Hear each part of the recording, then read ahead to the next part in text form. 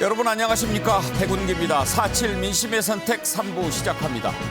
개표가 진행되고 있지만 출구조사 결과와 워낙 큰 차이가 나서 부산에서는 김영춘 후보가 승복 선언을 했고 서울의 박영선 후보도 캠프 관계자 등을 위로하면서 개표 상황을 지켜보고 있습니다. 3부에서는 개표 결과를 계속 전해드리면서 향후 전국 전망을 해보도록 하겠습니다. 자, 그러면 먼저 이 시각 개표 상황을 살펴보기 전에 지금 부산 박형준 국민의힘 후보가 당선 소감을 발표한다고 합니다. 들어보시죠. 시민을 섬기는 좋은 시정으로 보답하겠습니다. 아울러 치르지 않아도 될 선거 때문에 선거 기간 내내 고통받았을 피해 여성분께 새로 선출된 부산시장으로서 심심한 위로의 말씀을 전합니다. 아울러 열심히 경쟁한 김영춘 후보에게도 위로의 말씀을 전합니다. 이번 선거로 표출된 민심에 따라 국정을 대전환하는 계기가 되었으면 하는 바람입니다. 시민 여러분의 뜨거운 지지가 저 박형준이 잘나서 또는 저희 국민의힘이 잘해서라고 생각하지 않습니다. 저희가 오만하고 독선에 빠지면 언제든 그 무서운 심판의 민심은 저희들을 향할 수 있다는 점을 명심하겠습니다. 그동안 학교에서, 정부에서, 국회에서 공적 가치를 지키며 나름대로 열심히 살아왔다고 자부했습니다마는 선거를 치르면서 제 부족함을 돌아보는 계기가 되었던 것도 사실입니다. 더 겸손한 자세로 시정에 임해 시민들을 실망시키는 일이 없도록 하겠습니다. 어려운 여건이지만 협치와 통합의 정신이 발휘될 수 있도록 하겠습니다. 부산의 새로운 도약을 위한 혁신의 파동이 불켜질 수 있다는 것을 시민 여러분들께서 체감할 수 있게 만들겠습니다. 다시 한번 시민 여러분들의 뜨거운 성원에 깊이 감사드립니다. 고맙습니다.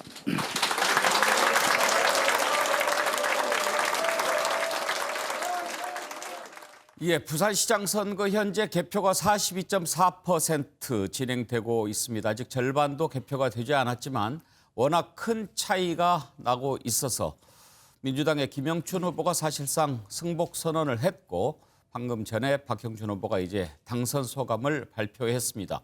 나머지 개표 상황을 지켜봐야 되겠지만 부산에서는 박형준 후보가 당선 소감까지 발표했다는 내용 전해드립니다. 자, 그러면 서울시장 선거를 치렀던 후보들의 캠프 분위기를 먼저 한번 살펴보도록 하겠습니다. 민주당의 분위기, 박영선 후보가 지금 당사에 들러서 지도부와 만남을 가진 것으로 알려졌는데요. 김순철 기자 연결합니다. 김순철 기자, 자세한 내용 전해주시죠. 네, 충격적인 출구조사를 받아든 더불어민주당에는 여전히 적막감이 돌고 있습니다. 이런 가운데 민주당 박영선 후보가 밤 10시쯤 민주당사를 방문했습니다. 당초 당사에 마련된 선거상황실에서 입장을 밝힐 것으로 예정됐는데 이를 취소한 겁니다. 20분 만에 당사를 나선 박 후보는 기다리고 있던 취재진과 만나 간단한 소감을 말했는데요. 침착한 표정으로 끝까지 응원해준 시민께는 무한한 감사의 말씀을 드리고 회초리를 들어주신 시민께는 겸허한 마음으로 모든 것을 받아들이면서 가겠다고 말했습니다. 최종 결과가 나오지 않은 만큼 조금 더 지켜보겠다는 의미로 해석됩니다. 한편 민주당 지도부도 조금 전인 밤 10시부터 긴급 최고위를 열어 향후 대책 마련에 나섰습니다. 서울시장 선거 개표 결과가 패배하는 것으로 결론 난다면 민주당 지도부의 책임론도 함께 불거질 것으로 보입니다. 실제 출구조사 결과가 발표될 때 당시 한때 적막감이 돌 정도로 상당한 충격을 받은 모양새였고 일부 의원은 눈물을 보이기도 했습니다. 일각에서는 지도부가 총사퇴하고 비상대책위원회 체제로 전환되는 게 아니냐는 전망도 나오는 상황입니다. 지금까지 민주당사에서 전해드렸습니다. 네, 민주당사 분위기 살펴봤는데요. 박영선 후보가 소감을 발표했습니다. 들어보시죠. 진심이 승리하기를 바라면서 끝까지 응원을 해주셨던 시민 여러분들께는 무한한 감사의 말씀을 드리고 또 회초리를 들어주신 시민 여러분들께는 겸허한 마음으로 제가 그 모든 것을 다 받아들이면서 가야 되겠다 이렇게 생각하고 있습니다. 네. 예, 부산 모습도 한번 살펴보겠습니다. 먼저 더불어민주당 김영춘 후보 캠프에 나가 있는 주진희 기자 연결합니다. 주진희 기자, 김영춘 후보가 승복 입장을 냈다고 하는데 캠프 분위기 전해주시죠. 네, 저는 지금 부산 김영춘 후보 캠프에 나와 있는데 캠프는 조금씩 정리되고 있는 모습입니다. 앞서 전해드렸듯이 출구조사 결과를 보고 자리를 떴던 김영춘 후보가 부인과 함께 10시가 넘어 캠프로 돌아왔습니다. 개표를 계속 지켜보다가 입장을 밝히러 돌아온 건데 그 입장 한번 들어보시겠습니다. 민심의 큰 파도 앞에서 결과에 겸허하게 승복합니다. 저와 민주당은 앞으로도 부산의 꿈을 결코 포기하지 않을 것입니다. 이렇게 짧은 입장만 밝히고 앞으로의 계획 등에는 답하지 않고 관계자들에게 인사만 한 뒤 자리를 떠났습니다. 빠른 승복에 많은 관계자들이 울거나 눈시울을 붉혔는데요. 끝까지 자리에서 개표를 지켜봤던 박재호 의원이나 김혜영 전 의원도 아쉬움과 충격을 숨기지 못하는 모습이었습니다. 아직 개표는 끝나지 않았지만 표차가 많이 벌어지자 깨끗하게 승복 입장을 발표하기로 한 것으로 보입니다.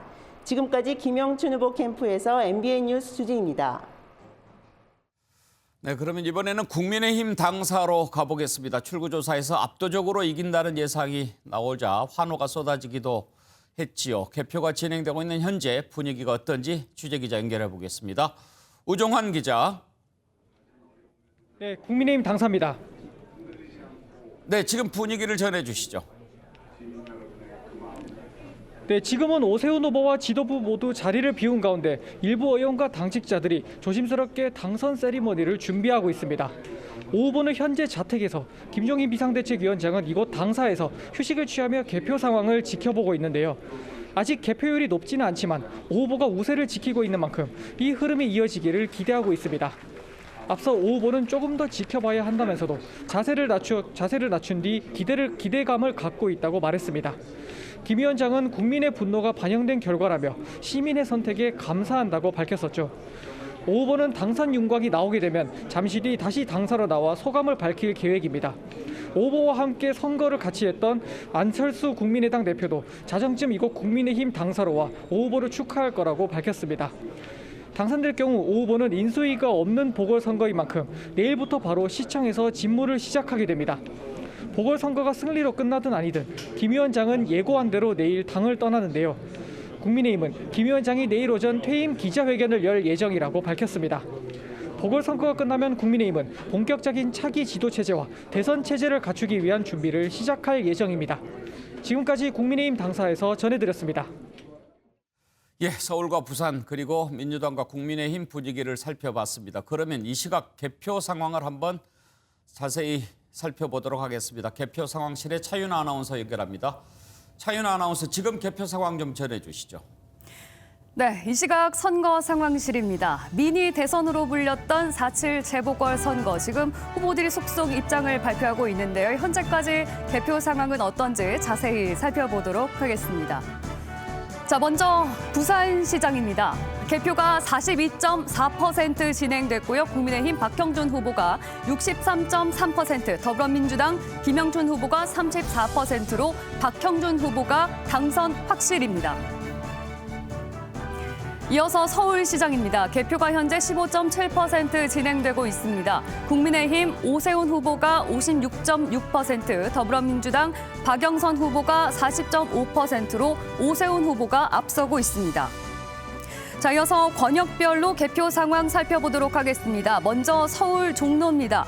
현재 개표가 40% 진행됐습니다.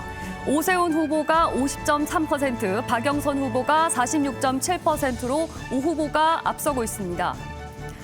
자, 다음은 서울 중구입니다. 오세훈 후보가 55%, 박영선 후보가 41.9%로 오세훈 후보가 앞서고 있습니다. 자, 이어서 서울 용산입니다. 개표가 현재 26.6% 이뤄진 상황입니다. 1위는 오세훈 후보가 56.5%, 2위는 박영선 후보가 40.8% 득표율 기록하고 있습니다.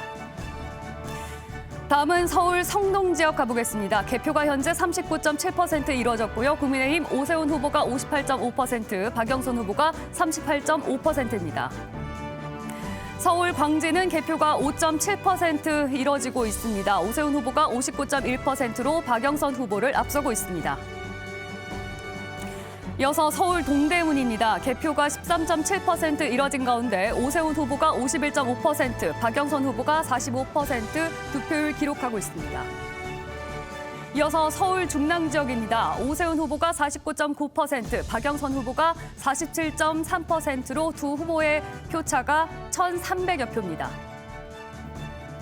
자, 이번에 투표율이 굉장히 높게 나왔던 서울 서초 지역입니다. 개표가 현재 15.9% 진행됐고요. 오세훈 후보가 71.4%, 박영선 후보가 25.8%로 오세훈 후보가 크게 앞서고 있습니다. 자, 역시 투표율이 높게 나왔던 서울 강남 지역입니다. 개표가 15.4% 진행된 가운데 오세훈 후보가 70.5%, 박영선 후보가 27.6%로 오세훈 후보가 크게 앞서고 있습니다.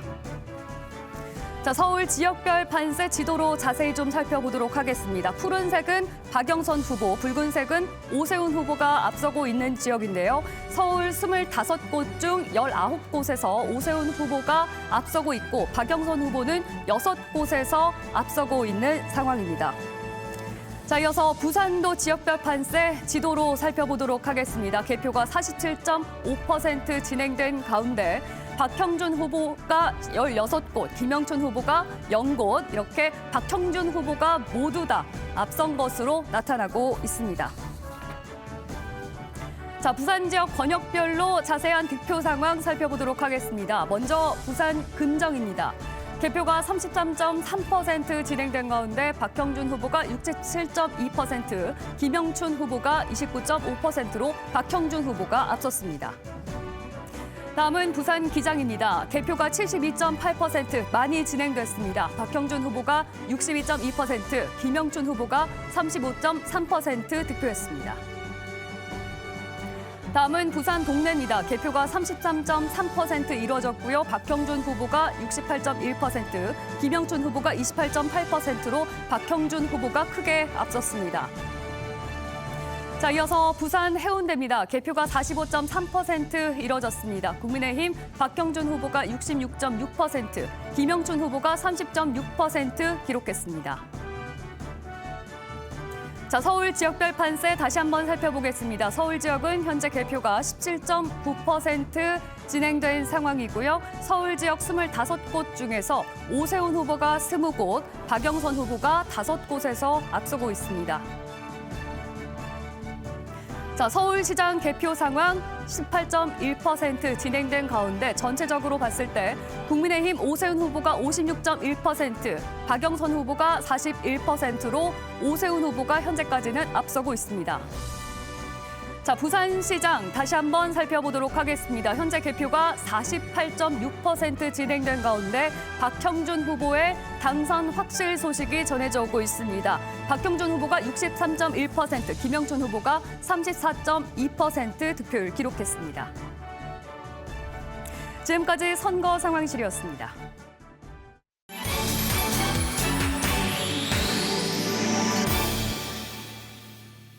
네, 이 시각 개표 상황 살펴봤는데요. 세 분과 함께 선거 관련 얘기 나눠보도록 하겠습니다. 스튜디오에 최인호 더불어민주당 수석대변인, 최형두 국민의힘 원내대변인 두 분 모셨습니다. 그리고 윤경호 MBN 논설위원 함께합니다. 어서 오십시오. 안녕하십니까. 예, 두 분 아주 선거 기간에 많이 쓰셨습니다. 최인호 대변인, 지금 부산은 박형준 후보가 당선 소감까지 발표했고 서울은 아직 개표가 초반 진행 중인데 혹시 기대를 좀 갖고 계십니까? 뭐 개표 초반이지만 역전시키기에는 뭐 힘들다 이렇게 네. 보여지고요. 참 민심이 무섭다 그렇게 느껴지고 개무하게 받아들이는 자세가 중요하다. 예.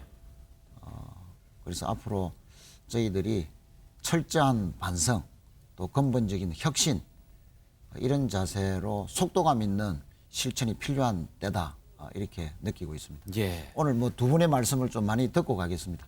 알겠습니다. 최영도 대변인 소감을 한번 들어볼까요? 네, 어깨가 무겁고 또 우리 최 의원님 말씀하셨지만 굉장히 무서운 민심이 변합니다. 저 민심을 아마 그대로 2년 전 지방선거에서 3년 전 지방선거에 그대로 둬했다면 아마 서울시 구청장 전원, 서울시 의원 전원을 아마 국민의힘이 차지했을 겁니다. 그런데 이게 지금 사실상 서울시 구도를 보자면은 서울시 구청장 25곳 중에 한 곳을 제외하고 전부 민주당입니다. 다음에 109명의 시의원 중에 101명이 또 민주당이고 또 국회의원도 49명 중에 41명이 민주당입니다. 이렇게 압도적이었던 민주당의 판세가 이렇게 순식간에 뒤집힌다는 걸 보고서 참 민심이 무섭다는 걸 느끼고 있고 이것은 저희 국민의힘이나 야당이 잘해서 야당에 대한 기대와 야당에 대한 지지가 모여서 됐다기보다는 문재인 민주당 정부의 이런 그 위선과 배신 여기에 대한 국민들의 준엄한 심판이고 어떻게 보자면은 정치권 전반에 대한 경고라고 보여집니다. 예. 그래서 과연 이것들을 내년에 이제 대통령 선거 그리고 지방선거 또 이어질 텐데 그때까지 이 국민들이 준엄한 심판을 우리 국민의힘 야당 그리고 민주당 여당이 어떻게 받아들이고 어떻게 쇄신을 하느냐에 따라서 또 다른 심판이 기다리고 있다. 그래서 한편으로는 참 두렵기도 합니다. 예. 양당 대변인 말씀을 들었는데 민주당의 최인호 대변인 반성한다, 무겁게 받아들인다 말씀하셨고 최영두 대변인 우리가 잘해서 이긴 것이라고 생각하지 않는다. 또 이런 말씀해 주셨습니다. 윤경호 의원 정말 그 선거를 치르고 개표를 할 때마다 느끼는 게 정말 두렵다, 놀랍다. 어쩌면 이렇게 한 표 한 표가 나중에 모였을 때 정확하게 그 민심을 드러내는가 놀랍지 않습니까? 그렇습니다. 이번 선거는 한마디로 얘기하면 현 정권, 정부 여당을 혼내준 선거였다. 뭔가 뭐 이유는 여러 가지가 있을 겁니다. 그러나 딱 한마디로 압축하자면 부동산 정책에 대한 결국 화풀이 내지는 아니면 분노 뭐 그런 게 아니었을까라는 생각이 드는데요. 물론 부동산 정책을 넘어서 다른 여러 전반적인 정책 그리고 뭐 공정에 대한 실망, 위선 뭐 이런 것들이 다 겹쳤다고 할 수 있죠. 시계를 1년 전 총선으로 그리고 시계를 다시 2018년 지방선거로 돌리면 방금 두 대변인 얘기하신 대목에 들어 있습니다만 민심이 완전히 180도 바뀌었다고 해도 과언이 아니지 않습니까? 예. 그러니까 이 얘기는 또 1년 후에 장담할 수는 또 없다. 그러니까 어느 쪽도 실망 물론 당연히 반성 아까 하신다고 했지만 어느 쪽도 이걸 발판으로 다시 또 오만해지면 예. 또 다른 채찍이 올 수 있다. 그게 바로 무서운 민심이다. 이렇게 해서 그렇죠. 가능할 것 민심은 같습니다. 물과 같다고 하지 않습니까? 배를 띄우기도 하지만 배를 뒤집어지게도 만드는 거죠. 최인호 대변인 좀 깊이 들어가 보죠. 네. 이번에 이제 물론 개표가 다 아직 끝난 상황은 아닙니다만 지금까지 출구조사 결과가 대체로 맞아떨어졌다는 점 그리고 워낙 격차가 크다는 점에서 뒤집기는 좀 어려운 것이 현실이라는 것을 인정하고 한번 얘기를 해보겠습니다. 네. 민주당이 이번에 특히 아팠던 부분을 저는 이렇게 봅니다. 민주당의 주요한 지지층이었던 청년층이 등을 돌렸다. 이 부분을 어떻게 회복할 것인가 하는 것 하나. 그리고 그동안 어렵사리 회복했던 영남 지역. 이번에 부산뿐만 아니라 영남의 기초단체장 선거도 싹쓸이했어요. 국민의힘이. 이 영남 지역을 어떻게 다시 회복하느냐 하는 부분이 민주당한테 이번에 주어진 아주 큰 과제인 것 같은데 어떻게 그런 부분을 고민해야 할까요? 우선 저희들이 선거 이제 중반에 들어가면서 후보에 대한 검증이 본격적으로 이제 전개가 됐지 않습니까? 서울과 부산 모두 사실은 국민의당 후보의 여러 가지 의혹들이 문제가 참 많다 하는 그런 인식들이 시민들에게 많이 알려진 것이 감지가 됐습니다. 그래서 사전투표에서 상당히 반영이 됐을 것이고 이것이 본투표로 이어지지 않겠느냐 이렇게 봤는데 실제 지난 대선과 지방선거 총선에서 저희 당이나 후보를 지지했던 중도층들이 선거 초반에는 내곡동 LH 사태 때문에 실망도 하고 상당히 돌아서는 분위기였다가 후보 검증이 본격화되면서 국민의힘 후보들도 문제가 많다. 특히 부동산과 관련된 의혹이 제기됐지 않습니까? 그런 측면에서 상당히 좀 다시 우리 당 지지로 회귀하지 않겠나 하는 그런 기대를 가졌었는데 중도층이 우리 당에게 또 정부에게 해초리를 제대로 들었다 이렇게 평가를 하고요. 예. 특히 청년층 등도 사실은 청년층들이 누구보다도 어느 세대보다도 정의감에 투철하고 공정에 민감합니다. 그런 의미에서 정부에 대해서 또 여당에 대해서 상당히 실망을 했지만 또 후보 검증을 하는 가운데에서 상당히 또 민감하게 국민의힘 후보들이 문제가 있다 이렇게 느낀다고 생각을 했었는데 결과적으로는 상대적으로는 좀 나았지는 모르겠지만 결국 20, 30대들도 저희 당에게 해초리를 들었다 이렇게 평가를 하고요. 이것은 결국은 내노란불식 사례들이 선거 중간에 계속 속출했다. 뭐 이런 부분은 다소 억울할 수도 있겠습니다만 저는 뭐 변명의 여지가 없고 저희 당이 지금까지 강조해왔던 공정, 정의 이런 부분에서 특히 젊은 층들이 근본적인 의문을 가지게 됐던 또 그 의문에 대해서 우리가 해소하지 못했던 우리의 자신의 탓이다 이렇게 평가를 하고 싶습니다. 예. 이제 뭐 오늘 선거를 치렀으니까 내일부터 이제 또 복귀도 하고 과연 어떤 부분들이 문제가 있었는가 이렇게 살펴보실 텐데 어떻게 보면 이번 서울 부산시장 보궐선거의 가장 중요한 부분이 내년 대선을 앞두고 치러진 선거라는 점 아니겠습니까? 네. 이제 1년도 채 남지 않았는데 그런 점에서 보면 어떻게 보면 민주당은 이번에 백신을 맞은 셈 칠 수 있지 않나요? 네, 뭐 그렇게 봐주시면 상당히 뭐 감사드리고요. 실제 저희들의 이번 보선 결과를 놓고 정말 철저한 반성, 근본적인 혁신 대책 이것을 시간을 끄는 것이 아니라 속도감 있게 국민들에게 내놓고 또 실천해야 된다 이렇게 생각을 합니다. 예. 사실은 이번에 여러 가지 이유가 있겠습니다만 LH 투기 사태를 막지 못했다는 점 이것은 정부에 대한 어떤 무능에 대해서 해초리를 들은 것이고 특히 우리 당 소속 인사들의 의혹들 특히 또 내노란불식 사례들이 국민 정서를 분명히 자극을 했고 실망을 줬다. 또 그에 대해서 뭔가 근본적인 대책보다는 온정주의로 흘렀던 거 아니냐 하는 그런 냉엄한 평가, 냉철한 평가가 이번에 민심으로 표출됐다고 보고요. 예. 또한 이 보궐선거의 원인을 제공한 정당으로서 선거 중반에도 계속 사과와 반성을 강조했지만 특히 중도층은 저희 당이 원인 제공을 했음에도 불구하고 당규를 고쳐가면서까지 예. 후보를 낸 것에 대해서 진정성 있게 받아들이지 못한 결과다. 그렇게 봐야 된다고 생각을 예. 합니다.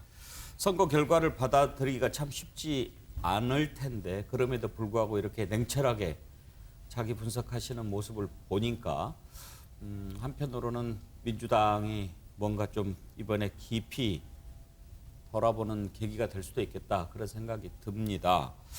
최영두 대변인께서도 이번에 선거 유세장 많이 다니셨죠? 네. 이렇게 그 유세장 다녀보고 유권자들 만나보고 그러면 좀 느낌이 오지요?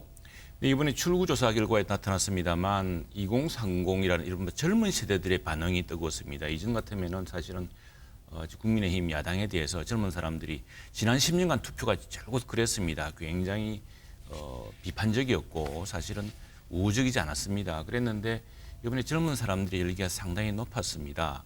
그게 이제 보니까 아마도 이번 선거는 민주당 문재인 대통령의 민주당에 대한 그 심판인데 이건 뭐 야당에 대한 심판이 아니라 그래서 이제 민주당 입장에서는 야당도 심판해달라. 야당도 우리 못지않게 나쁘다라고 이렇게 계속 호소를 해왔습니다. 그래서 오늘 예영국 정의당 대표가 이야기했지만 이놈 선거는 여당에서 이야기한 거라고는 생태탕 페르가모 백바지밖에 없었다라고 할 정도로 정의당에서 비판하지 않았습니까? 이제 그런 것들이 전반적으로 국민들의 분노나 이런 것들을 좀 분산시키고 해서 어떻게 될지 사실 저희 좀 걱정이 있었습니다. 이게 투표율로 반영이 되어서 만약 투표율이 50% 이하면은 이게 민주당이 지난 10년 동안 서울시에서 쌓아놓은 이런 조직이 있기 때문에 예. 쉽지 않을 수도 있겠다는 걱정까지 했는데 결국에는 국민들이 정확한 바로 위선과 배신이라는 이 큰 주제에 여기에 대한 것 같습니다. 우선에 이 선거가 시작된 게 서울시장, 부산시장, 민주당 시장이 그 시장실에서 저질렀던 도덕적 파탄 때문이지 않습니까?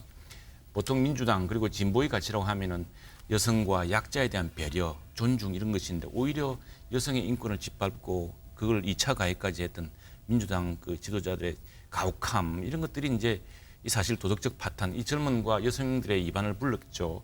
마지막은 저는 이 약자를 배려한다고 하면서 전월세 뭐 임대차 3법을 강행 처리했습니다. 우리 걱정 많이 했거든요.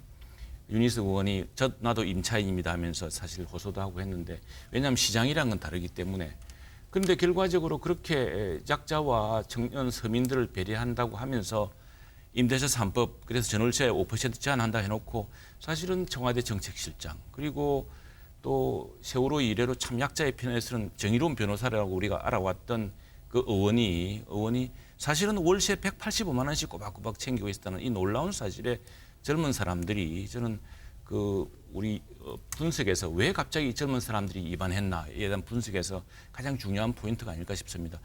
월세 185만 원 생각해 보십시오. 이거요 대학생 초임 급여입니다.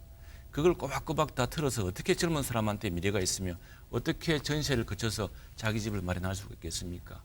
그러니까 이 극과 속이 다른 이게 이제 단체 신고에 보면은 9가지 벌 아주 나쁜 죄가 있습니다. 그 중에 하나가 배신한 것이고 다음 그 위에 나쁜 죄가 위선입니다. 위선에 대한 무서운 심판이었다 생각합니다.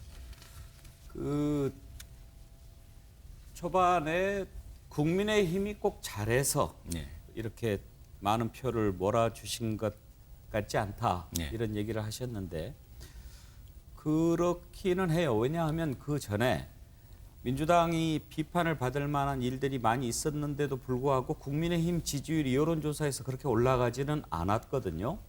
그랬는데 이번 선거 앞두고는 국민의힘 쪽으로 이렇게 많이 몰렸지요. 그 가운데 하나로 야권 후보 단일화 효과도 좀 있었다고 보십니까? 네, 그렇습니다. 이 사람들이 그런 말씀들을 하시더라고요. 지역에 가보면은 과거에 지난 총선이나 그전에 지방선거 또 대통령 선거에서 민주당을 지지하시던 분들이 아까 줄곧 강조했던 두 가지 화두, 즉 위선과 배신, 이 배신 때문에 마음을 떠났는데 국민의힘의 마음을 건너갈 징검다리가 없다 이런 말씀들을 많이 하셨습니다. 그래서 그 징검다리로 거론되던 분들 중에 한 분이 안철수 또 몇 분이 계셨는데 이제 그 안철수 대표와의 합당 그리고 또 안철수 대표가 또 선거 이후에 정말 자신이 후보가 된 것처럼 합심을 해서 띄워주고 또 안철수 대표가 이제 의사 출신으로서 지난번 우리 대구의 코로나 그 집단 발병 때 보여줬던 그런 헌신성, 이 전문성에 대한 기대 또 4차 산업혁명의 어떤 시대의 새로운 경제 정책이나 과학기술 정책에 대한 기대 이런 것들이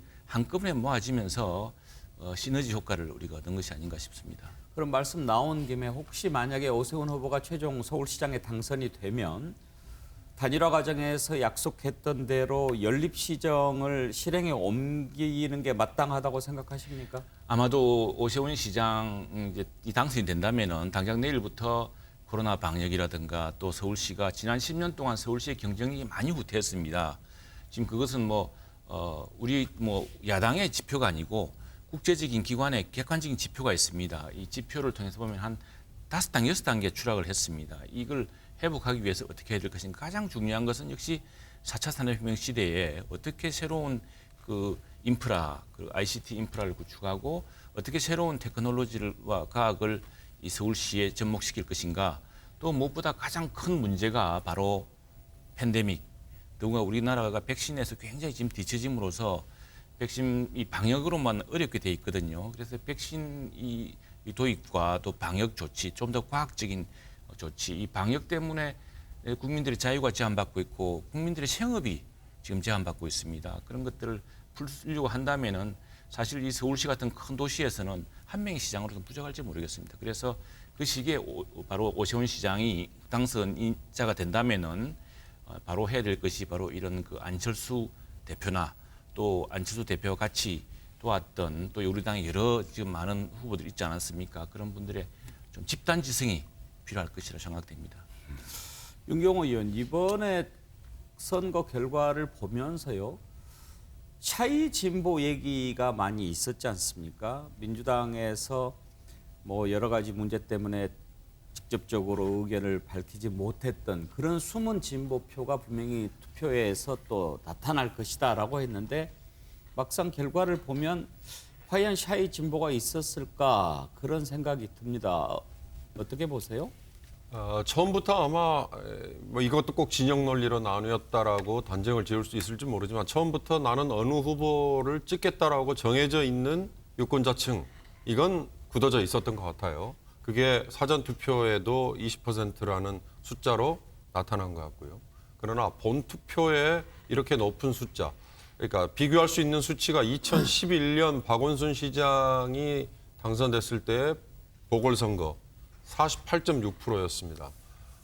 오늘 확정치가 나온다면 현재 지금 58.2% 약간 웃돌 수 있다 이런 거 아니겠어요? 그러면 10%포인트 차이인데 이 정도의 높은 보궐선거임에도 불구하고 이 정도의 높은 투표율이 나왔다는 것은 오히려 중도층 또는 보수층이 오히려 아까 말씀드린 것처럼 현 정부에 대한 혼내주기 위한 행동 그게 투표로 나왔던 걸로 그렇게 해석이 될 수밖에 없기 때문에 오히려 샤이 진보와 반대되는 현상이라고 해도 과언이 아닐 것 같아요.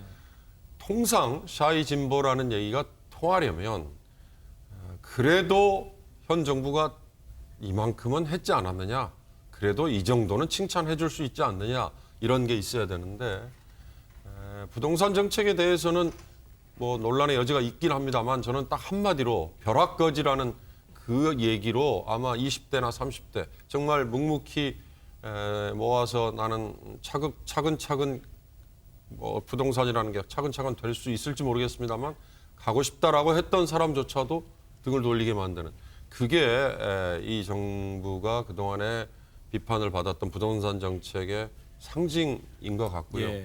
거기에 정말 더 찬물을 끼얹은 건 아까 두 대변인께서 하신 얘기 중에 들어 있었습니다만 전월세 임대차 관련법 거기에 김상조 실장, 박주민 의원 아마 이거는 굉장히 구체적인 사안이었잖아요. LH 투기는 뭐 13명이라고 정확히 짚어지긴 했지만 그들에 대한 수사가 진행돼야 되고 공직을 이용한 정보를 활용했다. 뭐 이런 식의 약간 추상적이었던 거라면 박주민 의원과 김상조 실장에 관한 건은 굉장히 구체적인 그게 아마 이 샤이 진보라는 층이 나타나기 어렵게 만들어버린 결과로 이어지지 않았을까 이렇게 해석할 수 있을 것 같습니다. 최현호 대표님께 선거와 관련해서 두 가지 좀 여쭤보겠습니다. 이번 선거가 이제 워낙 혼탁으로 흐르면서 고소 고발이 좀 많이 있었지 않습니까? 지금 물론 민주당에서는 다 할 만한 이유가 있어서 했겠습니다만은 지금 오세훈 후보, 박형준 후보에 대해서 민주당이 고소 고발한 게 꽤 있지요. 이런 부분들은 혹시 어떻게 하는 게 좋다고 생각하십니까? 우선 뭐 아까도 제가 말씀을 드렸지만 민심은 저희 당이나 정부에게 해초리를 아주 세게 쳤다, 때렸다 이렇게 평가를 합니다. 다만 국민의힘 후보들이 과연 앞으로 어떻게 하느냐도 중요하지만 어떻게 살아왔느냐 또 어떤 의혹을 받았느냐에 대해서 다시 성찰하고 본인들이 시장이 되었을 때 또다시 그런 의혹에 휩싸이지 말아야 된다는 정말 반면교사로 이번 선거를 잘 바라봐야 된다라고 생각을 합니다. 특히 국민의 후보 두 분 다 사실은 부동산 관련으로 의혹을 받았거든요. 한 분은 셀프 특혜 보상 의혹을 받았고요. 그게 뭐 생태탕에 집에 갔느냐 안 갔느냐가 본질이 아니라 생태탕 집에 갔으면 내곡동 실사 현장에 갔다는 것이고 그 실사 현장에 갔다는 것은 그 땅의 존재를 알았다는 것이고 땅의 존재를 알았다는 것은 바로 처가에 보상 문제가 걸려 있기 때문에 갔다. 그렇게 이제 결론이 나는 거거든요. 그래서 생태탕에 집이 가게에 갔느냐 말았느냐 내곡동 현장에 갔느냐 말았느냐가 중요한 것입니다. 국민의힘에서는 이 문제를 놓고 서울 시민들에게 생태탕이 왜 중요하냐라고 아주 정말 교묘하게 그렇게 본질을 흐려놓았는데요. 국민의힘도 앞으로 이런 자세로 시장을 엄호하고 지원을 하려 하다가는 금방 시민들의 질타를 받을 것이다. 그래서 과거에 받았던 이 의혹들에 대해서도 철저하게 반성하는 자세가 필요하고 앞으로 시정을 꾸려나갈 때도 유사한 사건이 절대 벌어져서는 안 된다는 그런 각오를 철저히 가져야 될 것이다. 또 부산시장도 마찬가지라고 생각을 합니다. 시정에 있어서 특혜, 반칙, 불공정이 만연할 것이다 하는 우려가 분명히 있다 하는 사실을 염두에 두면서 정말로 본인들의 여러 가지 의문점 받는 것에 대해서 정말 철저하게 시정은 그렇지 않도록 하겠다는 다짐으로 가져가야 될 것이다. 그래야만이 저희 당이 할 수 있는 부분은 추후에 할 수 있겠다. 이렇게 생각을 합니다. 그러면 정리하자면 선거 결과는 받아들이지만 고소 고발은 당장에 취하거나 그럴 생각은 없다. 이렇게 그 받아들이면 부분을 되겠습니다. 제가 이 자리에서 결정할 단정적으로 일은 아니고. 말씀드리기는 힘듭니다만 예. 분위기는 그렇다. 네. 예, 그분들의 자세와 실천을 봐가면서 평가해야 되지 않겠느냐 하는 기류가 당내에 있다는 말씀을 드리겠습니다. 예.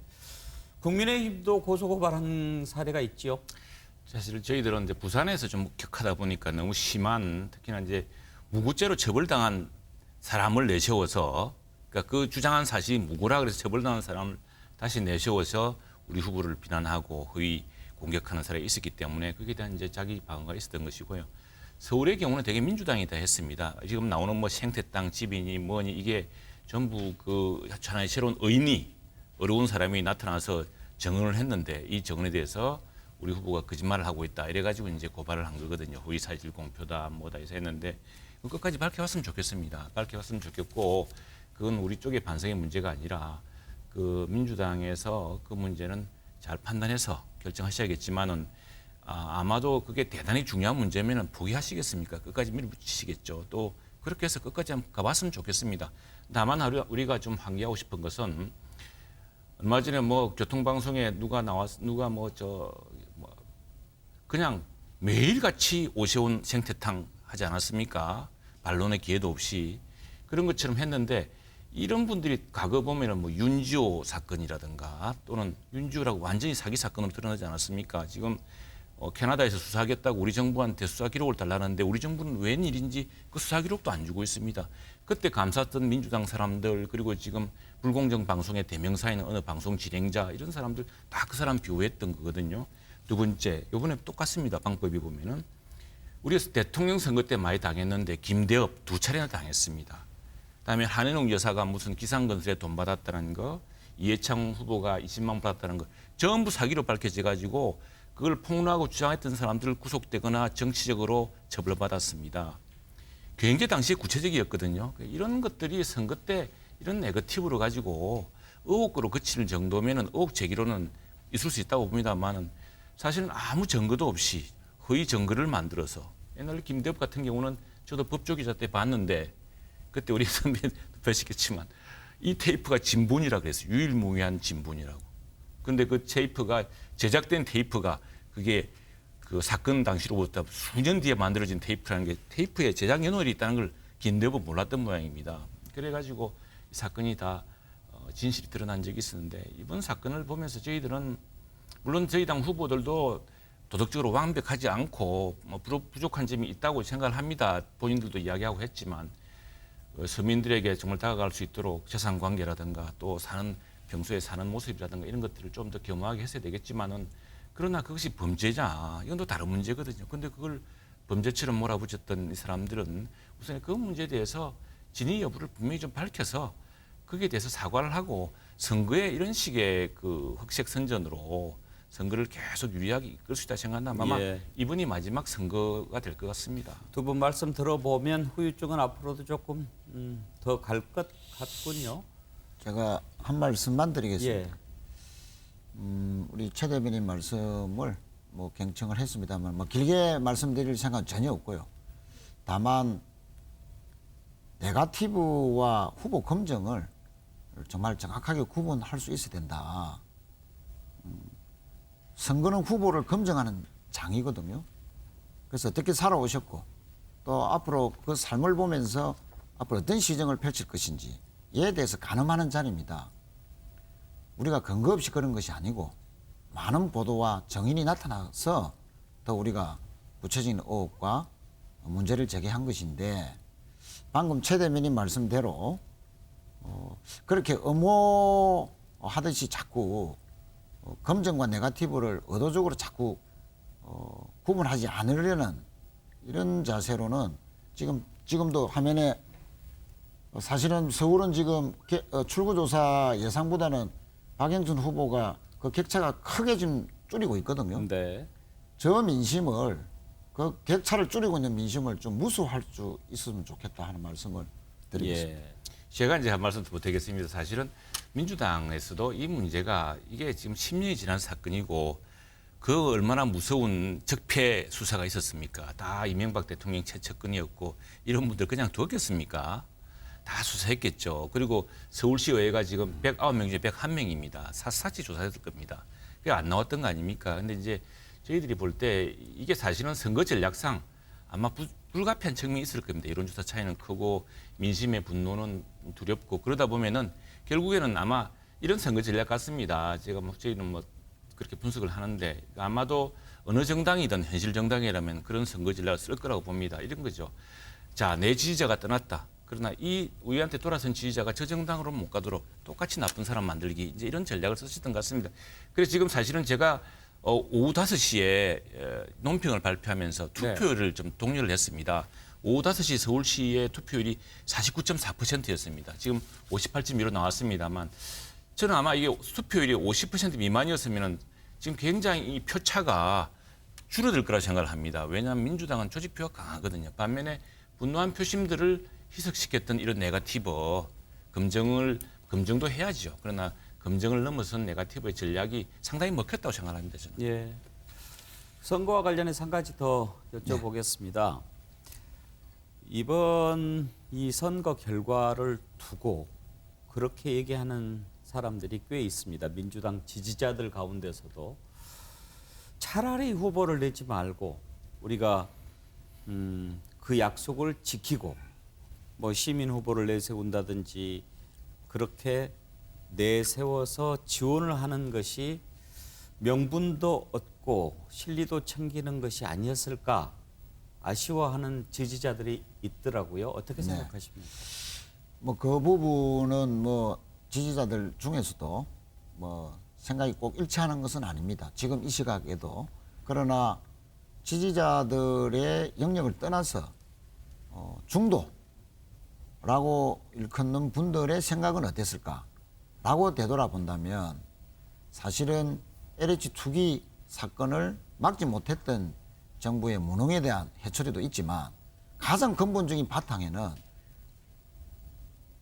보궐선거 원인을 제공한 정당으로서 왜 당규까지 바뀌어가면서까지 공천을 해야 했었느냐.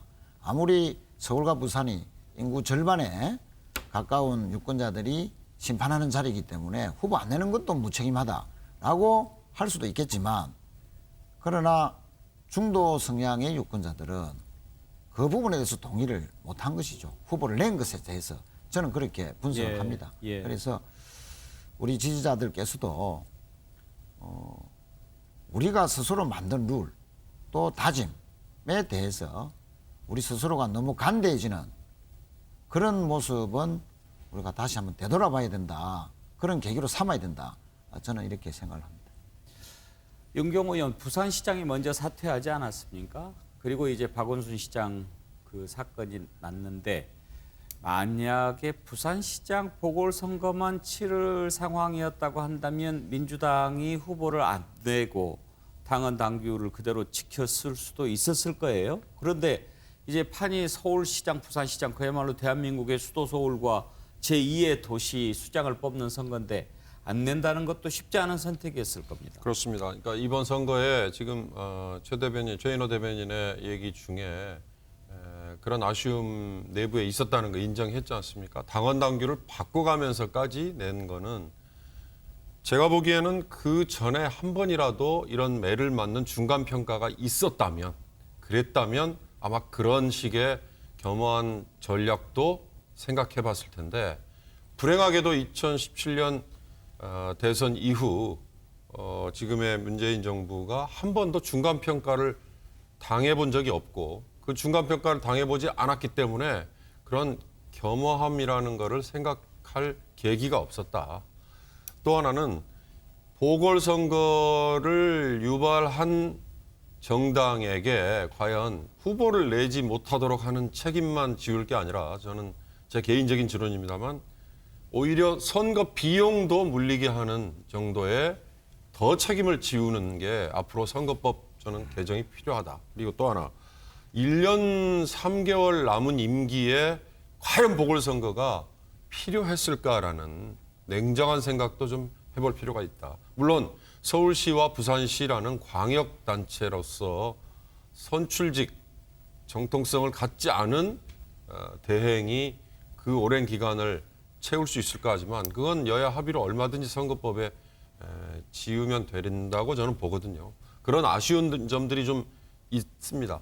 예. 앵커께서 말씀하신 것처럼 만약에 부산만 그쳤다면 이런 몇 가지 시나리오 중에 지금 집권당이 최소한 하지 않았을까라는 아쉬움에 저도 100% 동의합니다. 예, 그렇습니다. 민주당이 서울시장, 부산시장, 대한민국 양대 도시의 수장을 모두 포기하는 것 쉬운 선택이 아니었을 것입니다.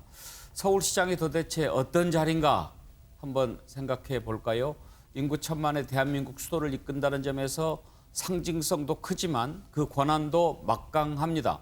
대통령 다음으로 할 수 있는 일이 가장 많아서 소통령으로 불리기도 하는데 서울시장 어떤 자리인지 정태진 기자의 보도로 한번 살펴보시죠.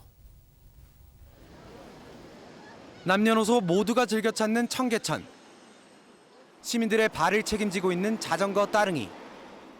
한강변 개발을 비롯해 여의도나 강남에 즐비한 초고층 빌딩까지 역대 서울시장이 만든 작품입니다.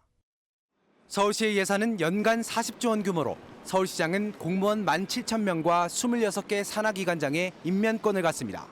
지자체장 가운데 유일하게 장관급 대우를 받고 국무회의도 참석합니다. 40조가 넘는 예산을 다루고 있고요. 1,000만 시민을 상대로 행정을 해야 됩니다. 서울시장으로서 훌륭한 업적을 남긴다면 미래의 대통령 후보가 되는데 상당히 유리한 조건을 가질 수 있습니다. 특히 선거 기간 이슈가 된 부동산 분야에서도 서울시장의 역할은 막강합니다. 박원순 전 시장 시절 35층으로 제한된 아파트 높이를 대거 높일 수 있고 재건축이나 재개발도 활성화할 수 있습니다. 다만 이 과정에서 서울시의회의 동의를 받아야 한다는 점이 변수입니다. 이번 서울시장은 비록 1년 3개월이라는 짧은 임기를 수행하지만 이러한 권한을 바탕으로 어떠한 성과를 낼 수 있을 것인지 기대감이 높아지고 있습니다. MBN 뉴스 정태진입니다. 예, 이번 서울시장 선거에서 박영선을 세운 두 후보가 대규모 주택 공급 약속했죠. 그만큼 부동산 정책이 큰 쟁점이 됐는데요. 어떤 분이 서울시장이 되더라도 부동산 정책에 큰 변화가 예상이 됩니다. 김문영 기자가 전망해 보았습니다. 더불어민주당 박영선 후보와 국민의힘 오세훈 후보 모두 35층 층수 규제를 폐지합니다. 사업성을 좌우하는 용적률도 상향해 재개발 재건축을 활성화하겠다고 공언했습니다. 하지만 공급 방식에서는 차이가 큽니다. 박 후보는 공공주도로 평당 1,000만 원의 토지임대부 반값 아파트 30만 채를 약속한 반면 30만 호를 앞으로 5년간 그렇게 공공 방식으로 분양하고 또 임대하도록 하겠습니다. 오 후보는 민간 재건축 등을 통한 18만 5천 호를 포함해 36만 호의 공급을 약속했습니다. 실제로 바로 시작할 수 있는 재건축 재개발을 이 정부가 또 지금의 서울시가 억눌러 놓은 것들이 있습니다. 다만 어느 후보가 되어도 대표적인 재건축 규제로 꼽히는 분양가 상한제와 2년 실거주 요건과 초과이익 환수제를 풀기는 어려운 상황. 민간 재건축 사업은 시장 마음대로 이렇게 공급을 늘릴 수는 없습니다. 재건축 초과이익 환수제 이 네 가지는요. 규제 완화되지 않으면 민간 재건축 사업이 활성화되기는 어렵다고 보여집니다. 공공주도 개발 역시 공직자 부동산 투기 수사를 전후로 커질 수 있는 불신이 부담입니다. 낮은 숫자로 30만 호라고 하는 걸 계산을 해보면 압구정동이 10,000채 정도 돼요. 압구정동 같은 도시가 서울에 30군데가 서야 돼요. 부동산 세금에 대해 박 후보가 내놓은 공시가격 인상폭 제한이나 오 후보의 재산세 감면 공약도 정부 협조 없이는 실천이 어렵습니다. 두 후보 모두 1년 남짓한 이번 시장 임기로는 실현하기 힘든 장밋빛 공약이 많다는 지적이 나오는 가운데 당선되는 후보자는 어떤 보완책을 내놓고 대변화를 보여줄지 관심이 쏠립니다. MBN 뉴스 김문영입니다. 예, 서울시장은 어떤 자리인지 서울시장이 되면 어떤 분이 되더라도 부동산 정책 바뀔 것 같다는 것 전망까지 해봤습니다. 그러면 여야 대변인과 함께 앞으로 전국 전망해보고 대담을 마무리하도록 하겠습니다. 최현호 대변인 어떻게 보면 지금 보궐선거로 당선된 서울시장의 임기가 1년 3개월 아닙니까? 네. 그렇게 보면 또 기회가 앞으로 1년 3개월 뒤에 다시 주어질 수도 있다는 것 아니겠어요?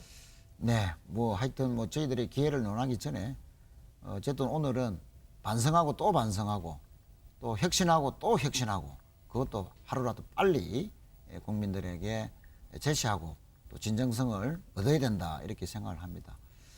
그걸 전제로 해서 저희 당과 정부는 또 할 일은 또 제대로 하는 당과 또 정부가 돼야 되겠다 이렇게 생각을 합니다. 가장 뭐 관심이 많은 부동산 정책과 관련해서 이사 부동산 공급 대책은 정말 일관되게 앞으로 추진할 것입니다. 과거의 수요 중심의 규제 중심의 이런 그 부동산 정책이 국민들로부터 특히 서울 같은 데는 많은 공감을 얻지 못한 결과 아니겠습니까?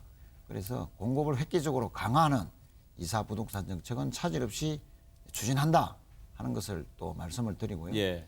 두 번째는 특히 그 공급 부분에서 집을 가지지 못한 무주택자, 특히 생애 첫 집을 장만하는 그런 청년층이나 신혼부부들에게 또는 30, 40대 직장인들에게 희망을 불러줄 수 있는 그런 가감한 규제 완화 조치도 동시에 조치를 취해야 된다.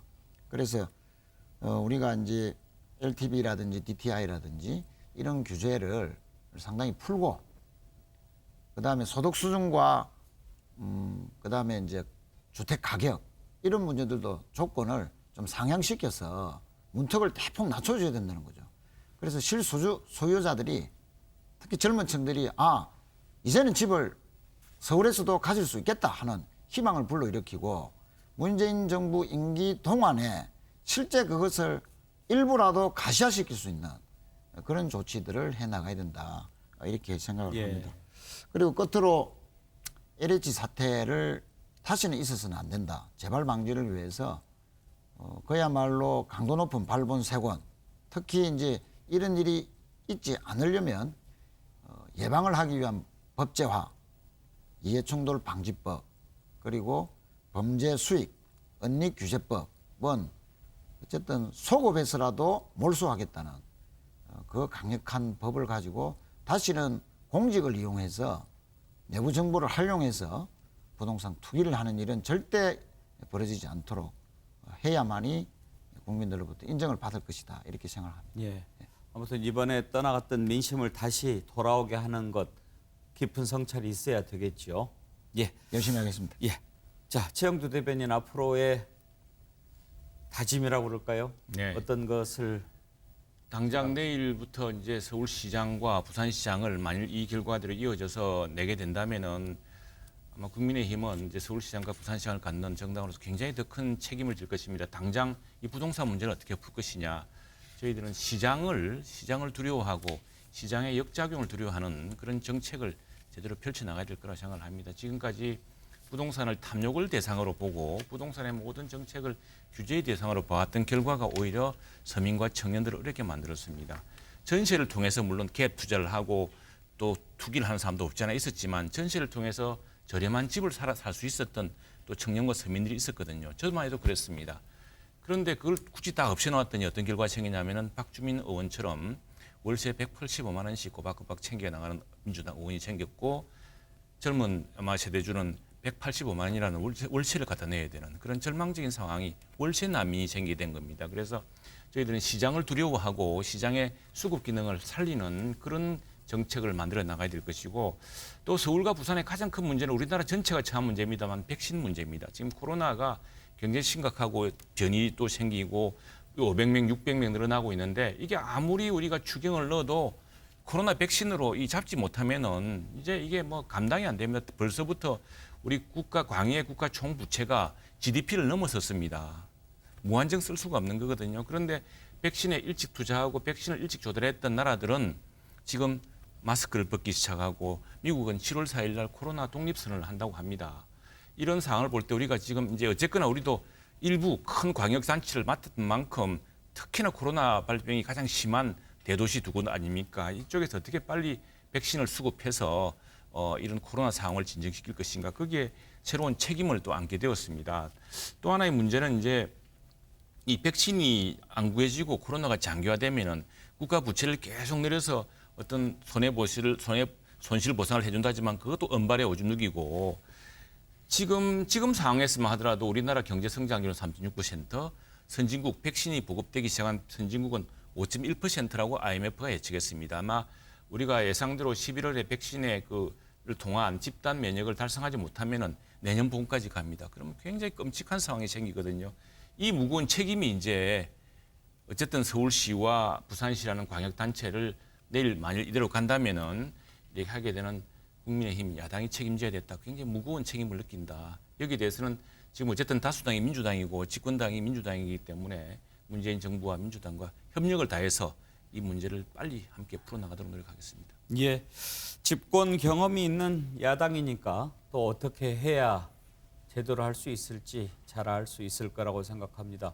오늘 여야 대변인 모시고 선거 결과 함께 생각해봤는데 밤늦은 시간에 이렇게 함께해 주셔서 감사합니다. 예, 두 분 고맙습니다. 감사합니다. 네. 감사합니다. 그러면 여기에서 다시 개표 상황실을 연결해서 현재 개표 상황 알아보도록 하겠습니다. 차윤아 아나운서 전해주시죠.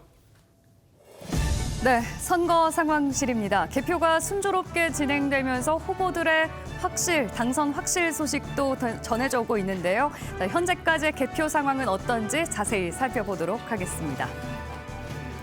자, 먼저 서울시장입니다. 수성이냐 탈환이냐 관심을 모았던 서울시장.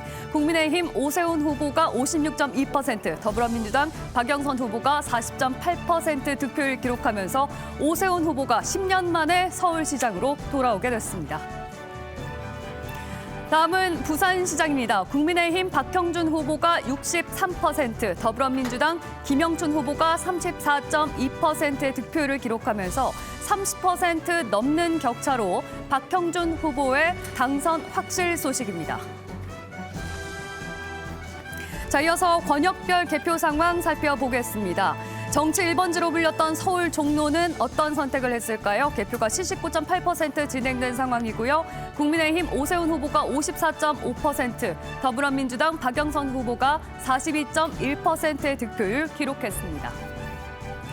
서울의 중심, 서울 중구입니다. 개표가 72.1% 진행됐습니다. 오세훈 후보가 56.2%, 박영선 후보가 40.6% 득표율 기록했습니다. 이어서 서울 용산입니다. 현재 개표가 57.2% 이뤄졌습니다. 오세훈 후보가 63%로 크게 앞서는 가운데 박영선 후보는 34.2% 득표율 기록했습니다. 다음은 서울 성동입니다. 63.1%의 개표가 진행되고 있습니다. 오세훈 후보가 59%, 박영선 후보가 37.8%입니다. 다음은 서울 광진입니다. 개표가 30% 이뤄졌습니다. 오세훈 후보가 54.9%, 박영선 더불어민주당 후보가 41.9%로 5후보가 앞서고 있습니다. 다음은 서울 동대문입니다. 개표는 37.9% 이뤄졌는데요. 오세훈 후보가 53.3%, 박영선 후보가 43.5%, 10%포인트 격차가 나고 있습니다. 다음은 서울 중랑입니다. 개표가 56.5%, 절반 이상 지나고 있습니다. 오세훈 후보가 51.9%, 박영선 후보가 44.9%로 5후보가 앞서고 있습니다. 다음은 서울 성북입니다. 1위는 오세훈 후보가 56.3%, 그 뒤를 이어서 박영선 후보가 40.1% 득표율 기록하고 있습니다. 다음은 서울 강북으로 가보겠습니다. 개표가 현재 23.4% 이뤄지고 있는데요. 더불어민주당 박영선 후보가 49.9%로 5후보를 앞서고 있습니다. 다음은 서울 도봉 지역입니다. 개표는 46.2% 진행되고 있습니다. 오세훈 후보가 54.2%, 박영선 후보가 42.7% 기록하고 있습니다. 다음은 서울 노원 지역입니다. 개표가 25%로 다소 늦어지고 있는데요. 오세훈 후보가 51.1%, 박영선 후보가 46.4%의 득표율 기록하고 있습니다. 다음은 서울 은평으로 가보겠습니다. 개표는 66.9% 진행됐습니다. 오 후보가 50.3%로 1위, 박영선 후보가 46.2%로 2위를 달리고 있습니다. 이어서 서울 서대문입니다. 개표는 45.4% 진행됐고요. 오세훈 후보가 51.8%, 박영선 후보가 44.6% 기록하고 있습니다. 다음은 서울 마포로 가보겠습니다. 개표는 현재 32% 진행됐습니다. 오 후보가 53.5%로 앞서는 가운데 박영선 후보가 41.7%로 그 뒤를 잇고 있습니다. 다음은 서울 양천입니다. 개표는 29.8% 진행됐습니다. 오세훈 후보는 54.3% 득표율, 박영선 후보는 43.2% 득표율 나타내고 있습니다. 다음은 서울 강서 지역입니다. 오세훈 후보가 51.3%로 역시 앞서는 가운데 박영선 후보는 45.8%의 득표율 기록하고 있습니다. 자, 서울 지역별 판세 살펴보겠습니다. 붉은색으로 표시된 곳이 오세훈 후보가 앞서고 있는 지역이고 박영선 후보가 앞서고 있는 곳은 푸른색으로 표시가 되고 있습니다. 서울 지역 총 25곳 중에서 오세훈 후보가 23곳, 박영선 후보가 2곳에서 앞서고 있는 것 살펴볼 수 있습니다. 자, 이어서 부산 지역별 판세 알아보겠습니다. 개표는 75.6% 이뤄졌고요. 지도를 보시면 전체가 붉은색으로 돼 있는 것을 보실 수가 있습니다. 부산 지역 총 16곳 중에서 박형준 후보가 모두 앞서고 있는 것으로 나타나고 있습니다. 자, 지금까지 선거 상황실이었습니다.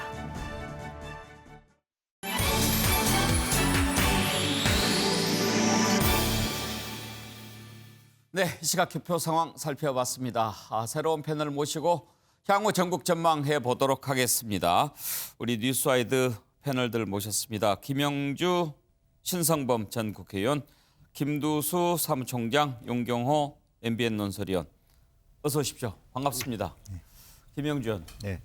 아까 최인호 민주당 대변인 또 최영두 국민의힘 대변인과 함께 이야기하는데 네. 이 폐쇄기 짙은데 그 당의 대변인과 이 얘기하려고 하니까 마음에 영 부담이 가가지고 아주 힘들었습니다. 네. 뭐 저한테는 부담이 없습니까? 그런데 어때요? 이제 개표가 서울은 절반 가까이 진행되고 있고 부산은 이미 이제 승복 선언을 했으니까 네. 사실상 끝났다고 볼 수 있고 또 개표도 많이 진행이 됐는데요. 네. 생각보다 차이가 컸어요. 왜 그랬다고 보십니까? 아무래도 이제 그 처음에는 이렇게 상호 네거티브니까 염증을 엮이는 중도층이 투표를 할까 예. 이런 부분에 대해서 아까 일부 뭐 논의가 있었습니다만은 투표장에 안 갈 것 같은 사람들이 특히 이제 강남, 송파, 서초에 압도적으로 저도 예. 제가 세곡동에서 사전 투표를 했는데 그날 마침 토요일 비가 오는데도 줄이 길게 선 것을 봤습니다. 예. 강남의 중도층의 민심이 굉장히 이번 선거는 구도가 정권 심판인데 예. 말하면 개인의 도덕성 예. 검증 이렇게 됐는데 실제로 원인 제공을 민주당에 했기 때문에 민주당이 야권 후보의 도덕성 검증을 할 만한 그런 자격이 되느냐에 대한 문제의식들이 중도층에 있었던 것 같고요. 예. 이제 그러다 보니까 실제적으로 보면 또 여권은 여권대로 대선 전초전이라는 것 때문에 상당히 어떤 긴장도가 높은 게 아마 투표를 높이 제고시키고 예. 중도층도 거기에 대한 반응이 있었고 또 세금 문제, 부동산 문제 이게 개인의 이해관계와 많이 연결돼 있기 때문에 특히 강남, 송파, 서초 부분에 대해서는 직접적인 이해관계와 맞닿아 있어서 투표장에 많이 가지 않았나 그런 생각을 갖게 됩니다. 예, 분석을 좀 더 해보죠. 김두수 총장. 네. 어떻게 보면 마지막 여론조사 네. 그 결과하고 큰 차이가 나지 않는 것 같기도 해요. 일부에서는 샤이 진보가 있을 거다 이렇게 얘기했는데 지금 생각해 보면 샤이 진보라는 게 분명히 존재하기는 하지만 현실적으로 가능성이 극히 희박한 전복된 선박의 에어포켓 같은 그런 존재가 아니었나 그런 생각이 듭니다. 맞습니다. 그 존재가 있을 수 있고 대체로 뭐 가름해 보면 좀 있을 수 있는데 이분들이 투표장에 나올 수 있는 동기부여가 돼야 되는데 동기부여가 충분히 됐느냐 문제가 있는 것 같고요.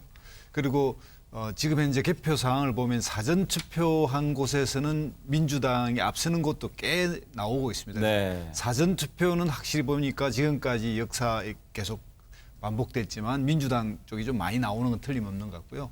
오늘 예상보다 투표율이 더 높았거든요. 제가 예. 저 개인적으로 또 우리 주변의 예측보다 훨씬 높았던 거는 암만 해도 이렇게 중도층이라든지 이런 게 선거 막판에 오히려 쏠림이 있었다 이런 생각이 들고요.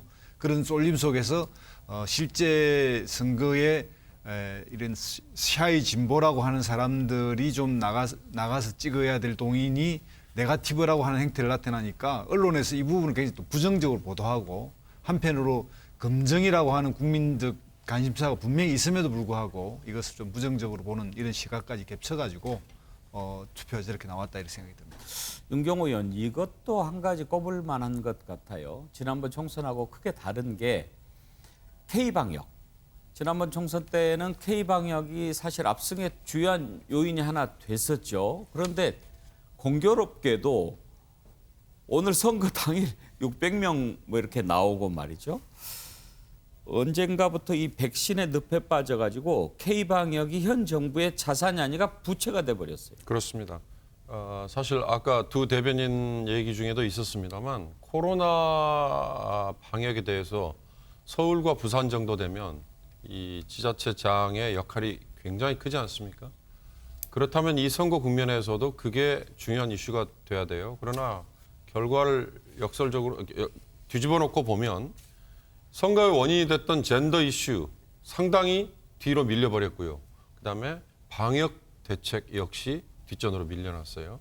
그 연장선에서 지금 집권당이 지난번 총선에서는 거의 프리라이딩, 그러니까 무임승차를 했다고 해도 과언이 아닌 정도의 K방역이라는 업적은 순식간에 다 사라져버렸죠. 그리고 실제로 지금은 K방역의 핵심은 제가 보기엔 우리의 그 세계 유일의 주민등록 번호라는 걸 기반으로 환자가 생기면 그 환자에 대한 궤적을 추적해서 미리 주변 사람들에게 알려줘서 그걸 예방하는 이게 아주 세계적으로 주목을 끌지 않았습니까? 그러나 이 한계가 있었던 거죠. 그런 점에서 이제는 더 K방역 자체도 별로 먹히지 않았다. 예. 그런 걸 다 혼합해서 결국 이번에 넘어가 버린 게 아닌가 그런 생각이 듭니다. 자, 왜 졌을까 생각해 봤는데요. 그러면 이긴 원인은 무엇일까 신성범 의원한테 들어보고 싶은데 지금 오세훈 후보가 소감 발표할 모양입니다. 듣고 한번 얘기해 보죠. 예, 지금 이제 당선을 확신한 듯 캠프에서. 네, 여러분 감사드립니다.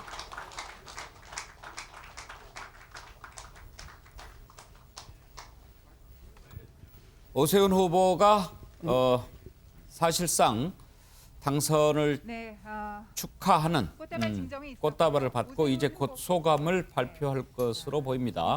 오세훈 후보 현재 56.3%의 득표로 당선이 확실시 되고 있습니다.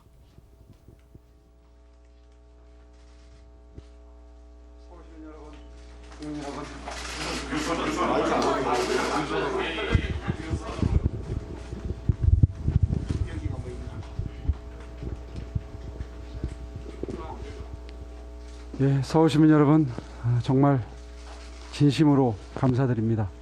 고맙습니다. 지금 이 순간 정말 기뻐해야 할 순간인데 저 스스로 정말 가슴을 짓누르는 엄중한 책임감을 주체하지 못하겠습니다.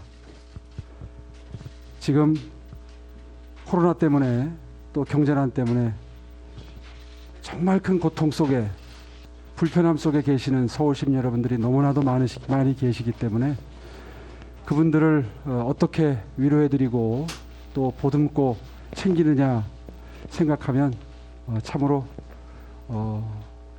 정말 크고 막중한 그런 책임감을 느끼지 않을 수 없습니다. 이 위중한 시기에 저에게 이렇게 다시 일할 기회를 주신 것은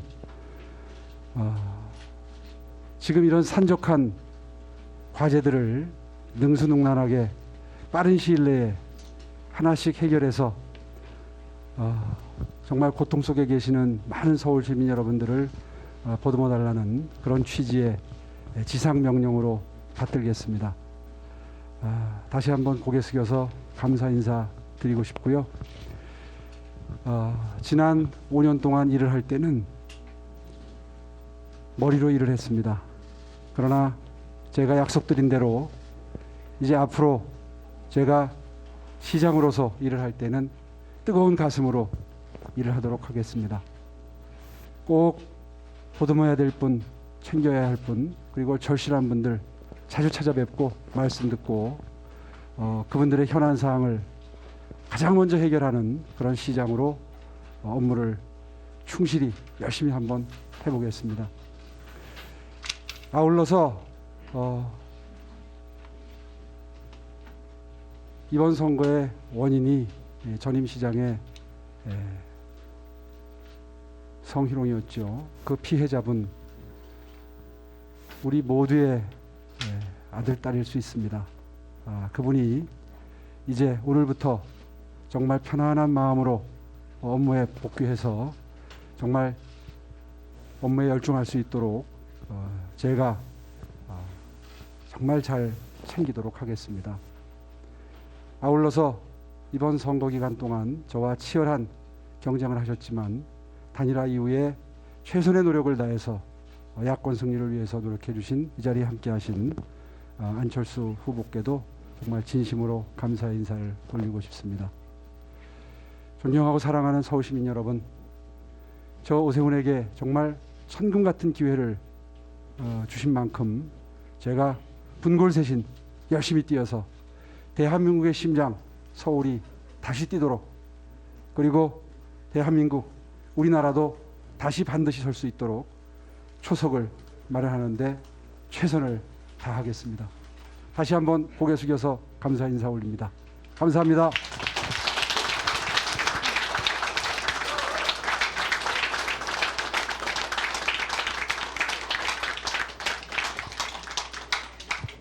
네, 오세훈 후보님, 네. 꽃다발 한번 들어달라고 말씀. 예, 오세훈 후보의 소감을 들어봤습니다.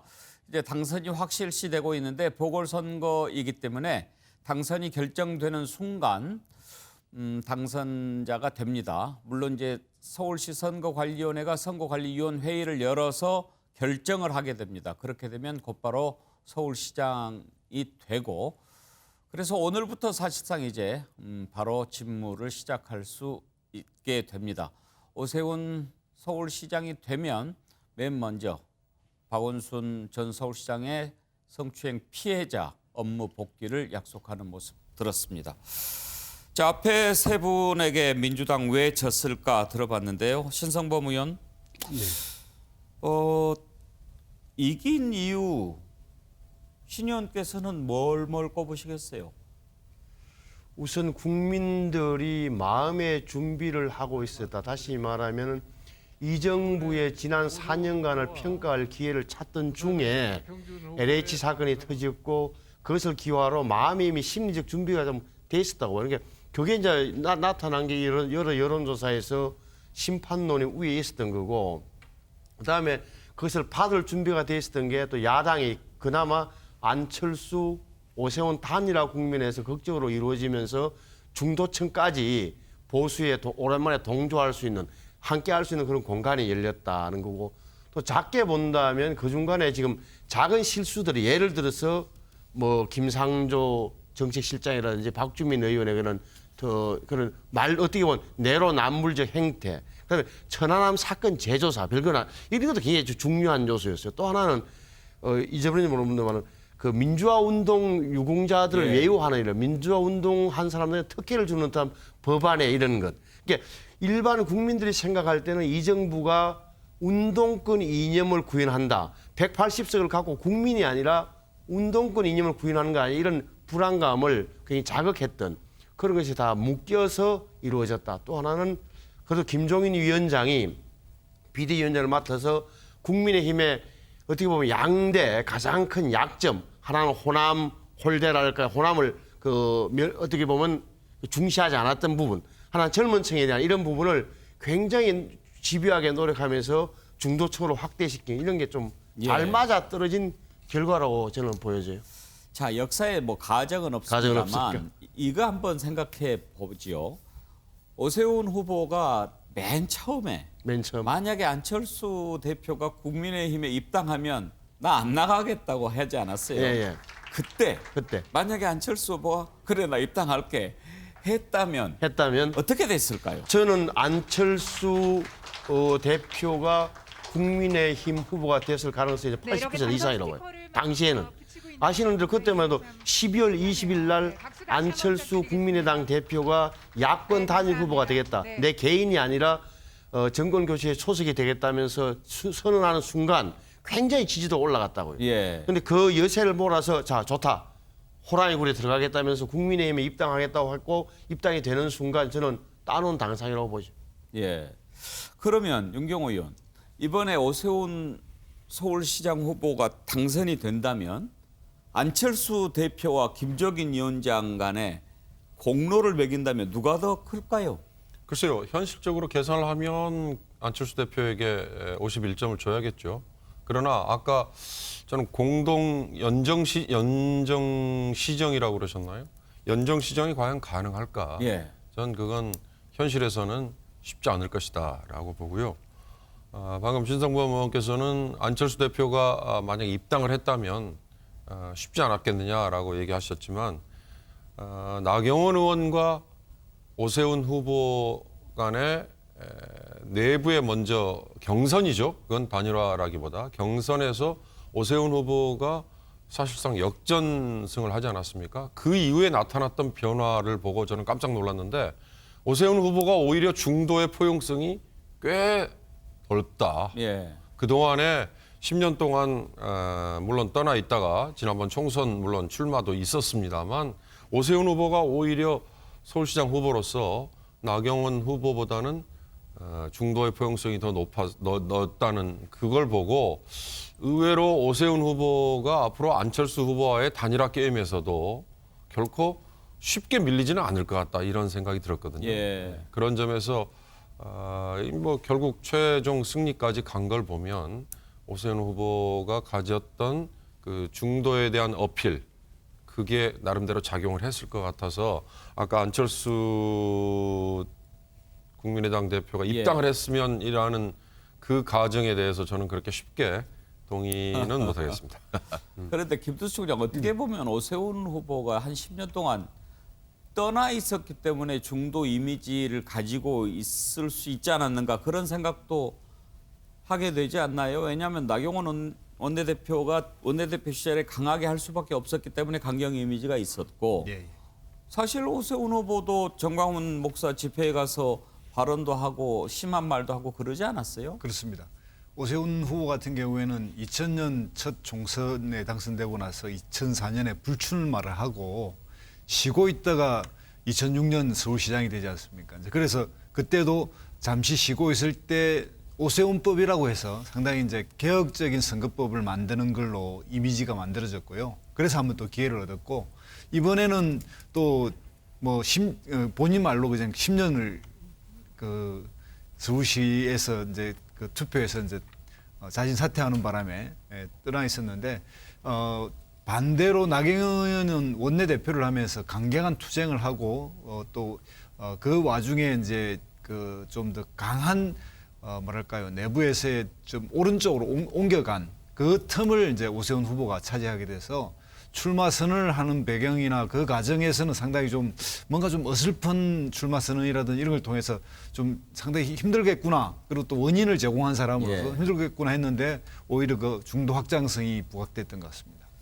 김영주 의원 궁금한 게요. 서울시 정무부시장을 하셨으니까 이제 안철수 대표와 오세훈 시장이 되면 단일화 과정에서 연립시정 약속하지 않았습니까? 어느 정도까지 연립시정이 가능하다고 보십니까? 예를 들면 오세훈 시장이 국민의당 쪽에 뭐 정무부 시장 자리 주고 그렇게까지도 할 수 있을까요? 뭐 그렇게 할 수 있죠. 근데 이제 사실은 시정운영협의회가 있어서 내부적으로 시정운영에 대한 구성에 대해서 합의를 해볼 수 있습니다.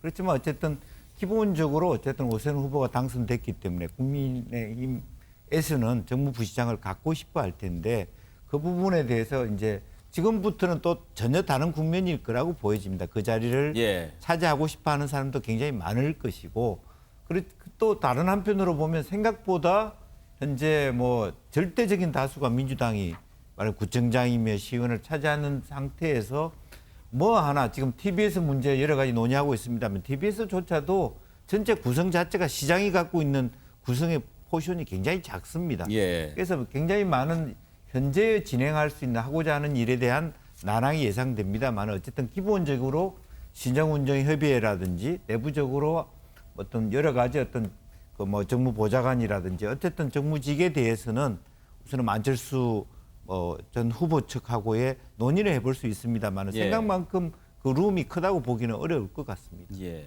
또 한 가지 궁금한 게요.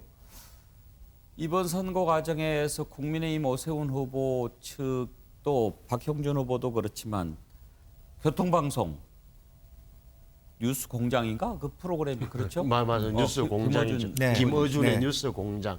비판을 많이 했어요.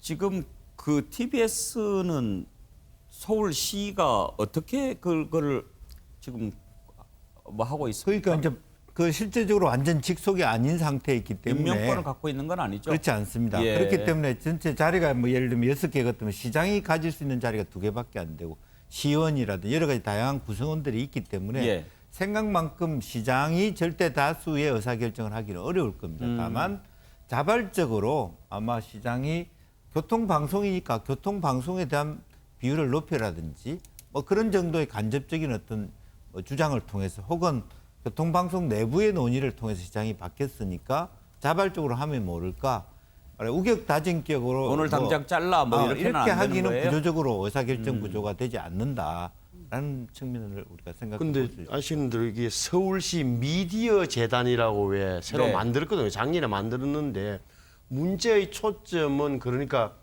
예산은 서울시 의회에서 뭐 승인할 거 아닙니까? 그러면은 109명 중에 101명이 민주당 시의원들이니까 할 수는 있겠습니다만 이제 보수 측에서 요구하는 것은 저런 식으로 한 해 약 350억 원의 서울시 세금이 들어가는 TBS가 저렇게 정치 편향적으로 할 바에야 차라리 이제 예산을 삭감하라는 거 없애라는 거니까 예를 들어서 시장이 오세훈 시장이 됐다 치고 되면 예산을 편성하지 않을 경우에 서울시 의회와 대립하는 지점이 생길 수 있는 거죠. 그 정도 문제가 되는 거고 일반적으로 본다면은 그러니까 자기 주장을 하고 저게 정치 피양주를 할 바에 자기 돈 내고 유튜브 방송을 하지 왜 세금 갖고 저러느냐 이런 논리가 있는 거죠. 그러니까 그거는 제가 볼 때는 아마 서울시장이 된 오세훈 시장이 처음으로 부딪히게 될 서울시에 부딪히게 될 지점 같기도 해요. 예.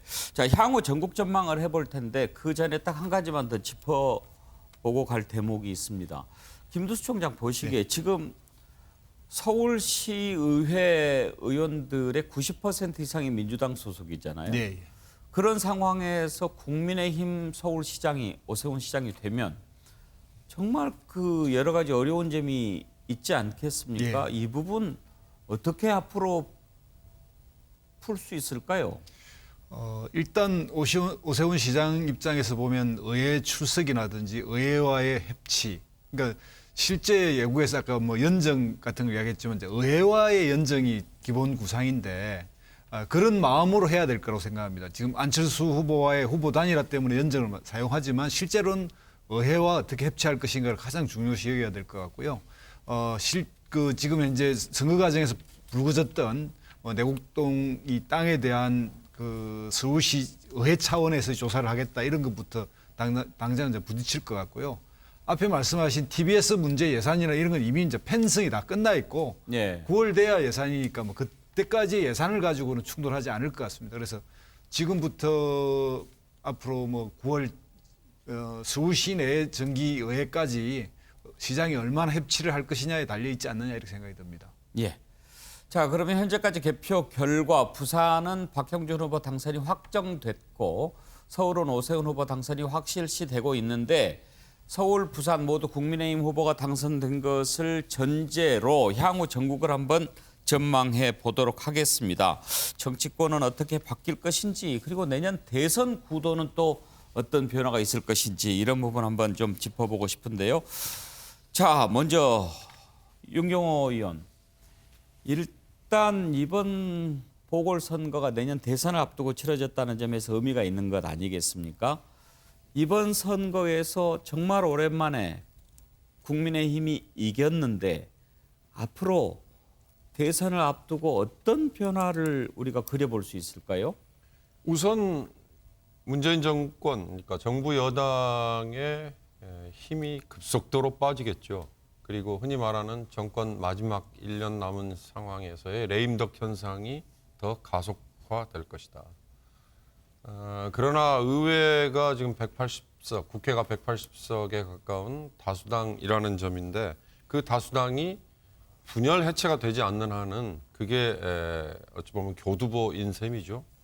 반면에 국민의힘 쪽은 선거에서는 이겼습니다만 앞으로 이제 전당대회를 치러서 새로운 당대표를 뽑을 것이고 대선 후보도 뽑을 거라고 하지만 오히려 국민의힘이 뭐 4분 5열까지는 아니라도 분열될 가능성이 혹시 있는 거 아니냐라는 관측이 있지 않습니까? 그런 점에서 국민의힘이 빨리 다음 대선을 향한 컨트롤 타워가 얼마나 구축이 잘 되느냐 이거에 따라서 지금 가장 큰 변수인 윤석열이라는 전 검찰총장 지금 뭐 야권에 어찌됐든 제일 높은 지지율을 얻고 있는 후보가 영입이 되느냐 안 되느냐도 국민의힘이 얼마나 이번 선거의 승리를 박차로 기반으로 삼아서 다음 대선의 컨트롤 타워를 빨리 갖추느냐 이거에 저는 좌우되지 않을까라는 생각을 해봅니다. 컨트롤 타워 얘기하셨으니까 두 분께 짧게 하나만 일문일답으로 여쭤보죠. 신성범 의원, 김종인 위원장 다시 복귀할 것 같다 아니다? 내일 비대위원장 내려놓고 집에 갔다가 10월 달, 11월 달 되면은 당신 다시 한번 와달라 필요성이 제기될 것 같다. 예. 자, 김영주 의원. 네. 이해찬 전 대표 다시 올 것 같다 아니다? 이해찬 대표는 아직 모르겠습니다. 사실은 이번에 아까 말한 대로 그 레임덕이 온다고 만약 한다라면 어쨌든 보면 친노 친문 전체에 대한 레임덕이기 때문에 그 이해찬 대표가 앞장서서 이 문제를 해결할 수 있는지 이제 그런 부분들이 남아 있고 이번 그 선거에서도 사실은 뭐 선거에 나가 보니까 어려운 줄 알았는데 어렵지 않더라 이런 부분들이 상당히 또 여러 가지 설화가 있었습니다. 예. 그렇기 때문에 뭐 건강도 있으시고 해서 과연 그 예찬 대표가 앞서 나가는 것 자체가 다음 대선에 있어서 어떤 영향을 미칠 것인가는 실제로 새로 등장하는 말하자면 대선 후보들의 구도 속에서 부름을 받을 수 있을지 없을지가 나타날 것이다. 그렇게 보여집니다. 그러면 신성범 의원 야권의 변화부터 한번 좀 전망을 해볼까요? 일단 이번 선거 승리를 기반으로 이제 내년 대선을 준비를 해야 될 텐데 이번에 단일화 효과가 매우 크지 않았습니까? 그죠. 그런 점에서 보면 야당이 하나로 뭉치는 것은 매우 중요한 과제가 됐다고 봐야죠. 그렇습니다. 그러니까 이 선거가 이번에 선거가 왜 중요합니까? 첫째는 야당 입장에서는 5년 만에 4연패의 늪에서 벗어나는 거예요. 2016년 20대 총선, 2017년 대선, 2018년 지방선거, 작년 2020년 4.15 총선 4연패했어요.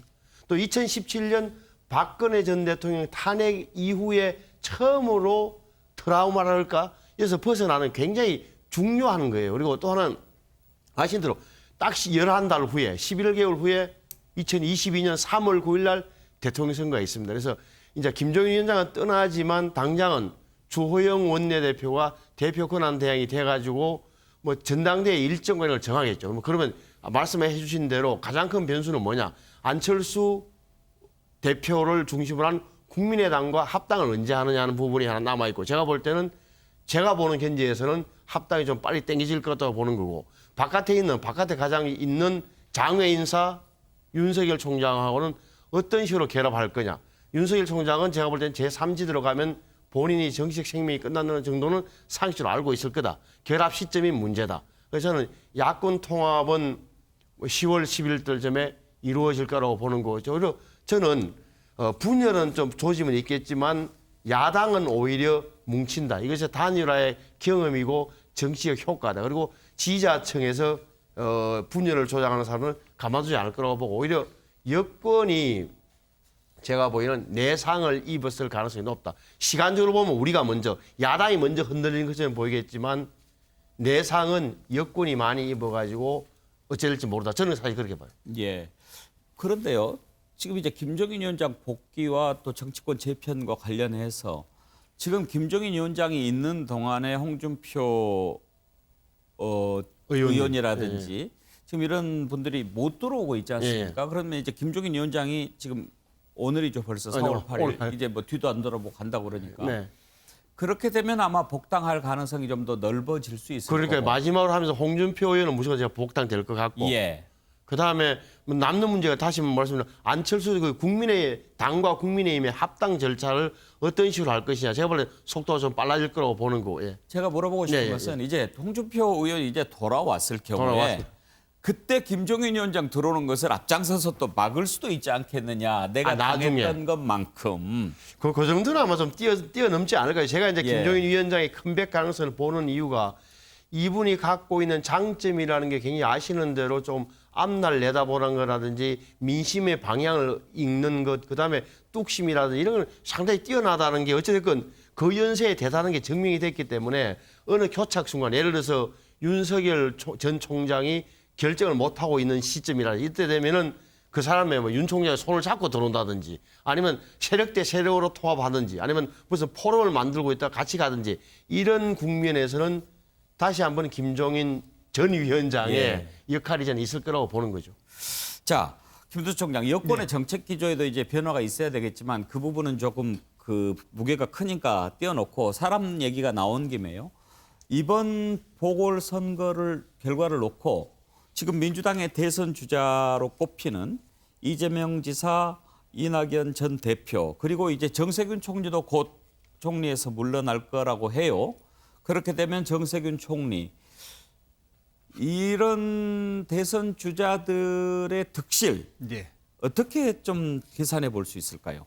그 이번 싸움에서 뭐 흔히들 1승 1패가 되면 좀 현상 유지가 되고 또 그런 측면에서 이낙연 전 대표가 좀 반전의 기회가 될 거다 이제 이런 예상이 있었는데 외상예로 이제 2패인데다가 상당한 격차가 났기 때문에 민주당 입장에서는 상당히 비상 상황으로 가고 있는 것 같고요. 지금 현재 유일하게 이제 직무대행을 하고 있는 원내대표인데 원내대표 선거도 또 한 달 남아 있고 당대표 선거도 원래 한 달 뒤로 예정돼 있었는데 이런 상황에서는 당을 수습하는 방향으로는 제가 볼 때는 혁신위 같은 걸 통해서 좀 과거를 반성하고 당의 수습 정비를 해서 방향을 어떻게 좀 만들면서 전당대회 이런 부분을 새로 치루해야 되지 않느냐 이런 생각이 들고 한 달의 시점은 좀 더 걸리지 않을까. 예. 뭐 한 2, 3개월 정도를 정비를 하고 당체를 꾸리면 그러면 또 대선 일정이라는 게 지금 뭐 180일 선출해서 9월 초로 돼 있는데 그런 게 좀 야당은 또 그렇지 않거든요. 또 2달 뒤고 그래서 전반적으로 좀 일정들이 수년되지 않을까 그렇게 보고 있고 그렇게 가는 것이 뭐 여야 입장 동일하게 뭐 맞을 것 같다 이렇게 저는 그렇게 생각합니다. 김영주 의원께서 전망하는 여권 대선 주자들의 자리 바꾸기, 위치 변환 어떻게 전망하십니까? 아무래도 이제 이번 결과로서 가장 이제 이득을 볼 수 있는 사람은 이재명 지사라고 봅니다. 그래서 압도적으로 이제 자기 지지를 확고하게 하고 빨리 대선 후보가 되기를 원하는 어떤 그런 부분에 발걸음이 빨라질 것이라고 보고요. 어쩔 수 없이 이낙연 대표, 전 대표의 경우는 상당히 큰 이제 내상을 입었다 이렇게 볼 수밖에 없고 이제 그런데 지금 현재 변수가 되는 이제 정세균 총리는 후임 총리를 어떻게 빨리 만들고 이 코로나 전국 속에서 어떤 방식으로 부드럽게 총리로서의 직을 정리를 하면서 빨리 복귀하느냐 이 자리를 메꾸는 그러면서 실제적으로 보면 어쨌든 문재인 대통령이 만들어놓은 구도가 있습니다. 두 분의 호남 출신의 총리를 모셨기 때문에 자연스럽게 당원들 속에서 호남 대망론이라든지 이런 부분들도 없지 않아 있습니다. 이제 그렇기 때문에 그 실추되어 있는 이낙연 지사의 그런 어떤 주춤 그림, 이번 선거의 결과들을 빠른 시간 내에 이재명 지사가 가져가기 전에 만약에 타이밍을 갖고 한다면 빨리 정세균 총리는 나오셔서 그것을 받아 안을 생각을 하실 텐데 과연 그 그림이 얼마나 좁혀질 수 있을 것인지 후임 총리가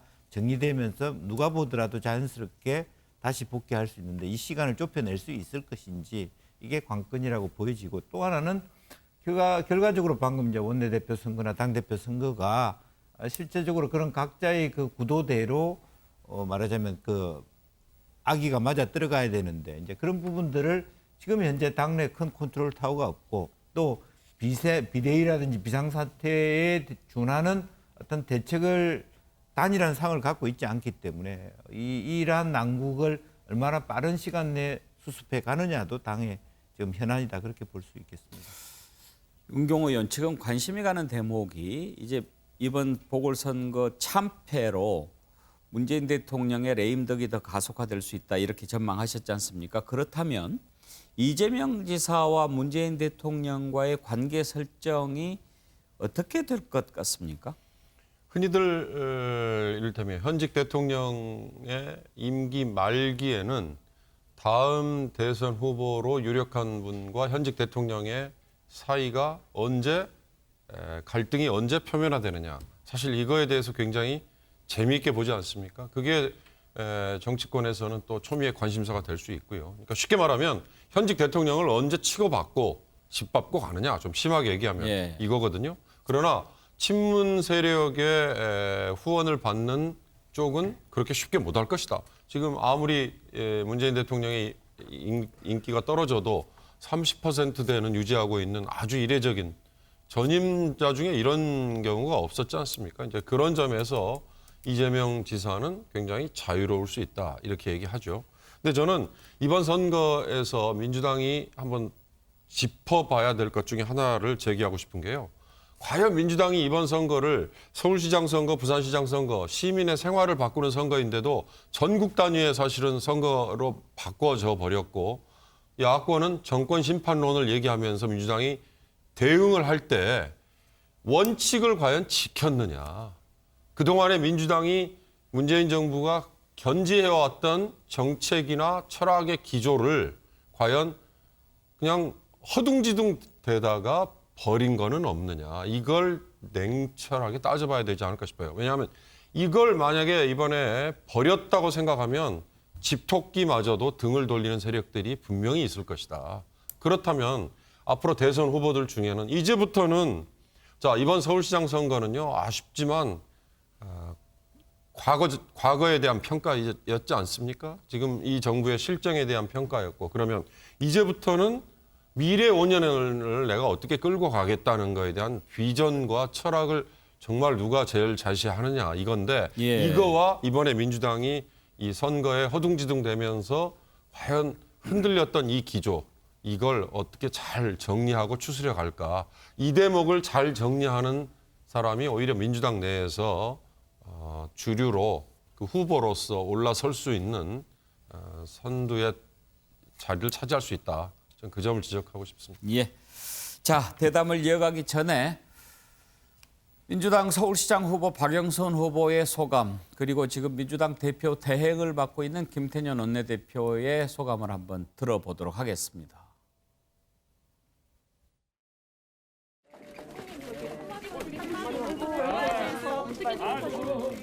아직 결과가 네, 사전투표 결과를 보시고서 입장 한마디만 좀 말씀해 주세요. 네, 진심이 승리하기를 바라면서 끝까지 응원을 해주셨던 시민 여러분들께는 무한한 감사의 말씀을 드리고, 또 회초리를 들어주신 시민 여러분들께는 겸허한 마음으로 제가 그 모든 것을 다 받아들이면서 가야 되겠다 이렇게 생각하고 있습니다. 네. 오늘 이후 향후 계획에 대해서는 좀 어떻게 생각하고 있습니까? 그러니까 여러 가지 이후에 이제 당이 이번 선거 결과를 겸허하게 수용하고 부족한 것을 어떻게 더 개선하고 더 채울 것인가, 그리고 지금 이제 민생이 어려우니까 이럴 때일수록 더 철저하게 민생을 챙기는 일에 집중해야 한다. 그리고 우리에게 주어진 여러 가지 개혁 과제들에 대해서도 더 충실하게 해야 된다. 이런 의견들을 나눴고요. 지도부 거취와 관련한 문제는 내일 의원총회에서 논의하고 그리고 말씀드리도록 하겠습니다. 김병주 의원 어떻습니까? 지난번 총선에서 민주당이 압승을 거둔 이후에 스스로 가장 많이 했던 얘기들이 교만하지 말자, 오만에 빠지지 말자라고 했는데, 그 뒤로 민주당 오만하다는 비판이 많이 있었습니다. 그리고 오만했다는 반성도 선거 과정에 나왔고요. 그런 점에서 어떻게 보면 오만했던 부분에 대한 심판도 좀 있지 않았나 싶은데, 연장을 해보면 내년 대선을 앞두고 이번에 그 부분에 대해서 매를 맞은 게 전화위복의 계기가 될 수도 있지 않겠어요? 전화위복의 계기가 될 수 있죠. 그러나 지금도 제가 느끼는 부분은 아까 최인호 대변인도 그렇고 김태년 원내대표도 오만했다, 반성한다라고 하지만 실제로 어느 지점을 반성해야 되고 어떻게 해야 될지를 과연 알까?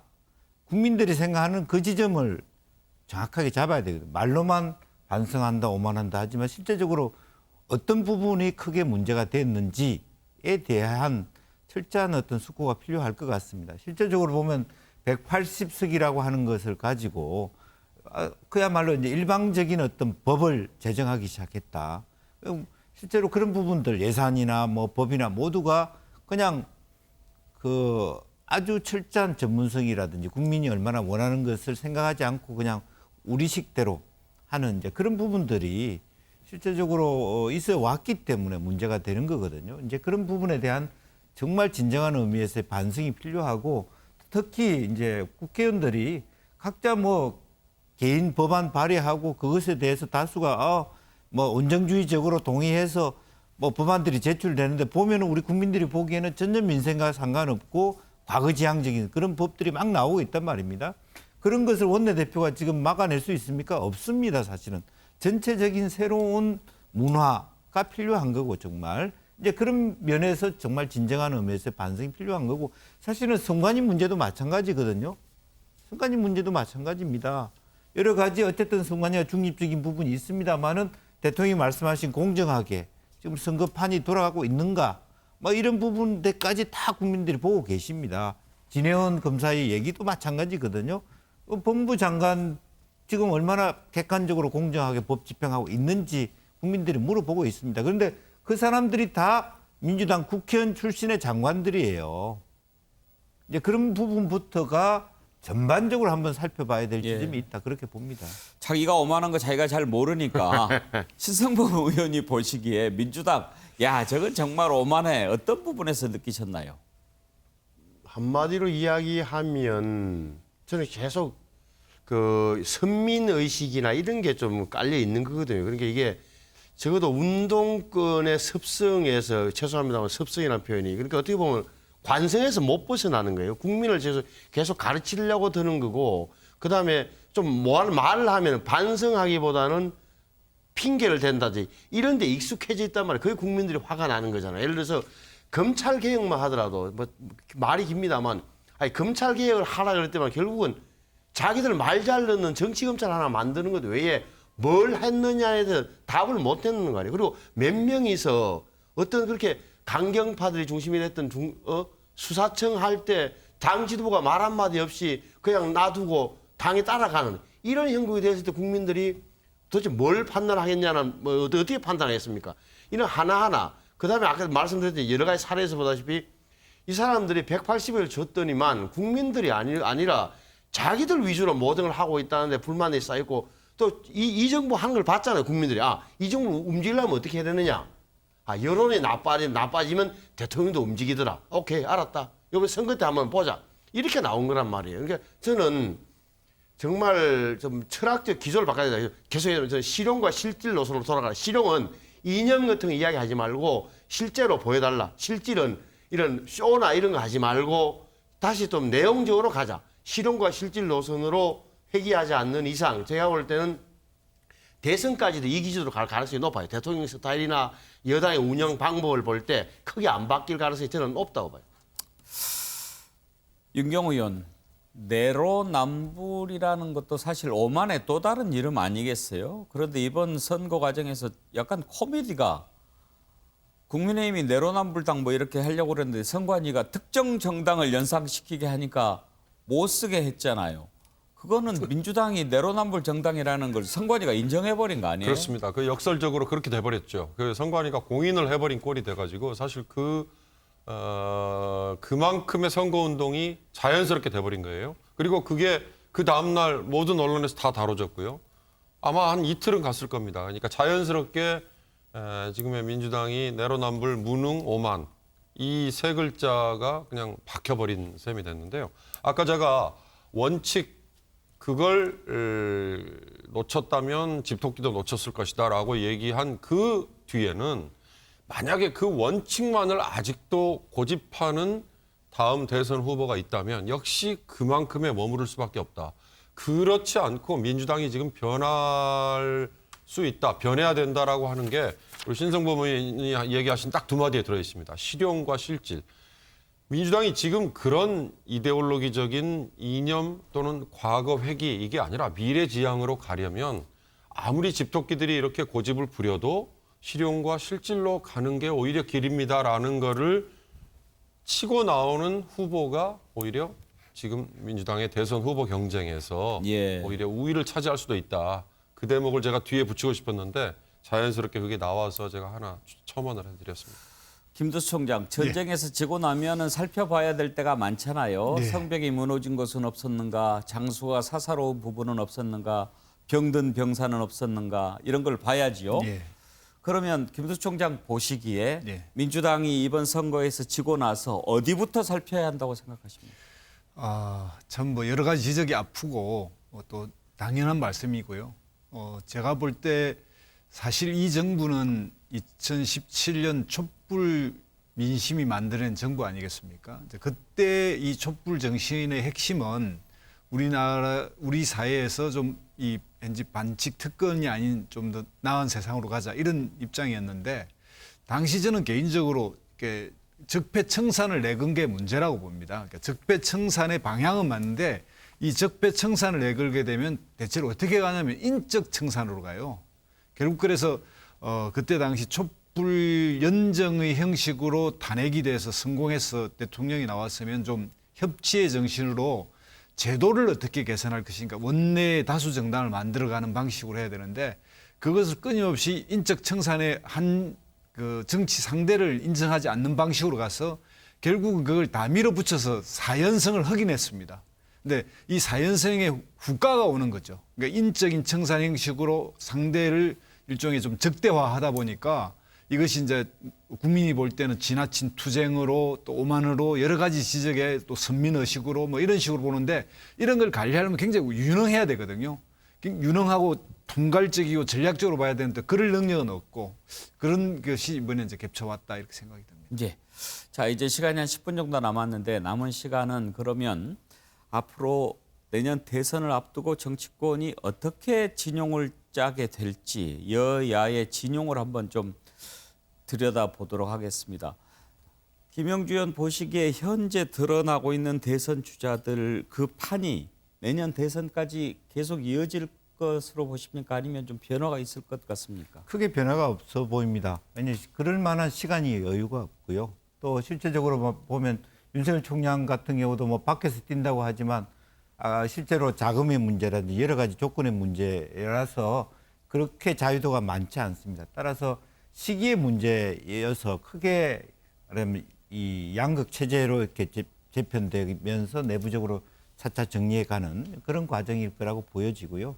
이제 그 과정에서 자연스럽게 새로운 어떤 대선 후보들 중심으로 의제가 이제 오늘부터는 바뀌어지게 될 것이고 그 바뀌어지는 과정에서 민주당에서는 이제 아까 이미 말씀하셨습니다만은 기존의 어떤 문재인 정부의 기조와 정책과 다른 목소리를 사실 이번 선거 통해서 박영선 후보를 통해서도 부분적으로 나오긴 했어요. 부동산 뭐 건축 문제에 있어도 나오긴 했습니다만은 그게 조금 더 말하자면 세게 나올 가능성이 많다. 그런 것들이 과연 하나하나 나오면서 문정부하고의 조화롭게 그게 되고 또 그 자체가 시민들의 어떤 국민들의 지지를 받을 수 있느냐가 가장 큰 관건이 아닐까 그렇게 생각이 듭니다. 신성범 의원도 같은 생각이십니까? 저는 조금 큰 변화가 있을 거라고 저는 봐요. 왜 그러냐면 지금처럼 민주당에서는 이재명 지사, 야권에서는 윤석열 전 총장, 당 바깥에는 이렇게 과연 갈까 하는 생각이 드는 게 우선은 한쪽에서 먼저 다자구도로 갈 수 있는 분열이 생길 가능성이 높다. 예를 들어서 민주당에서 이재명 지사가 끝까지 이렇게 우위를 확보할 수 있을까? 아니면 이른바 친문 쪽에서 다른 사람을 내세웠을 때 어느 정도 될까? 연동돼서 야권에서도 그렇게 만약에 연쇄 반응이 일어난다면 내년 대통령 선거가 1대1이 아니라 상당히 다자구도로 갈 가능성도 저는 충분히 존재한다고 봐요. 그 근거가 예를 들어서 대통령의 전국 장악력이 세지면 여권은 꼼짝 못하겠지만 제가 보는 견지에서는 대통령의 장악력이 약화되고 그다음에 예를 들어서 백신 문제나 이런 게 내년 연말까지도 올해 11월에도 예를 들어서 가을 11월 돼도 집단 면역이 형성되지 않았을 경우에 예를 들어 그게 정치적으로 여파를 미친다면 저는 연쇄 반응으로 여야를 막론하고 한 번 더 가을쯤에 변동이 올 수 있다 봐요. 예. 변동이라면 다자구도로 예, 어느 쪽이 먼저 되냐 문제일 뿐 저는 그럴 가능성이 충분히 남아 있다고 봐요. 자, 두 분이 좀 다른 견해를 보이셨는데 김두수 총장은 어떻게 보시나요? 저는 한국 정치에서 역대 대통령 선거를 살펴보면 상당히 그 정당적 기반을 확고하게 가진 쪽만이 성공을 했습니다. 그러니까 제3지대에서의 어떤 노력이나 그런 걸 통해서 시작은 할 수 있으나 대선을 치르려고 하면 그 양 진영 중에 한쪽을 재편해서 흡수시킨다든지 이런 방식으로 할 수밖에 없다라고 저는 보기 때문에 이제 과거에 제3지대를 생각했던 예를 들면 반기문 전 총장이라든지 이런 분들이 시도했던 방식들이 다 실패했고 만약에 이번 서울시장 선거에서 안철수 후보가 단일화를 하지 않고 뭐 독자적으로 나와서 어느 정도 삼파 구도를 형성했으면 또 그 근거가 생겼을 수도 있는데 그런 측면에서 양당 구조의 회귀 형식을 가지고 있기 때문에 대선 부분은 지금 각 당이 체제를 정비하고 뭐 핵심을 하든 비대위를 하든 그리고 새로운 지도부를 뽑으면 정당의 후보 선출 과정 속에서 여러 명이 경쟁해서 각각 한 명씩 뽑히는 그런 과정을 거칠 것이다. 저는 그렇게 봅니다. 예. 윤경호 의원 전망이 궁금합니다. 저는 정당 쪽에 대한 분석은 뭐 세 분이 하신 거라서 되풀이하고 싶지는 않고요. 유권자의 입장에서 보면 1년 전 총선 그다음에 어제 치른 이 두 보궐선거 그리고 1년 딱 11개월 후라고 하셨죠? 11개월 후에 선거 아마 정말 드라마틱한 변화를 또 보여줄 것 같다. 예. 그런 생각이 들어서 지금 선두권에 있는 분들이 아닌 분들로 저는 유권자들의 선택을 받을 것 같다는 막연한 생각을 하거든요. 예를 들어서 윤석열 총장 같은 경우는 아직 지금 뛰어들겠다고 선언도 안 했고요. 뛰어들지도 않았습니다. 그러나 가능성 가지고 얘기하는데 가능성만 따지면 저는 반기문 총장 이전에 고건 전 총리 40%의 지지율에서 하루아침에 물거품으로 갔던 전례를 역력히 기억하고 있기 때문에 반기문 총장은 변수이긴 하지만 그렇게 과연 이대로 갈 것이냐.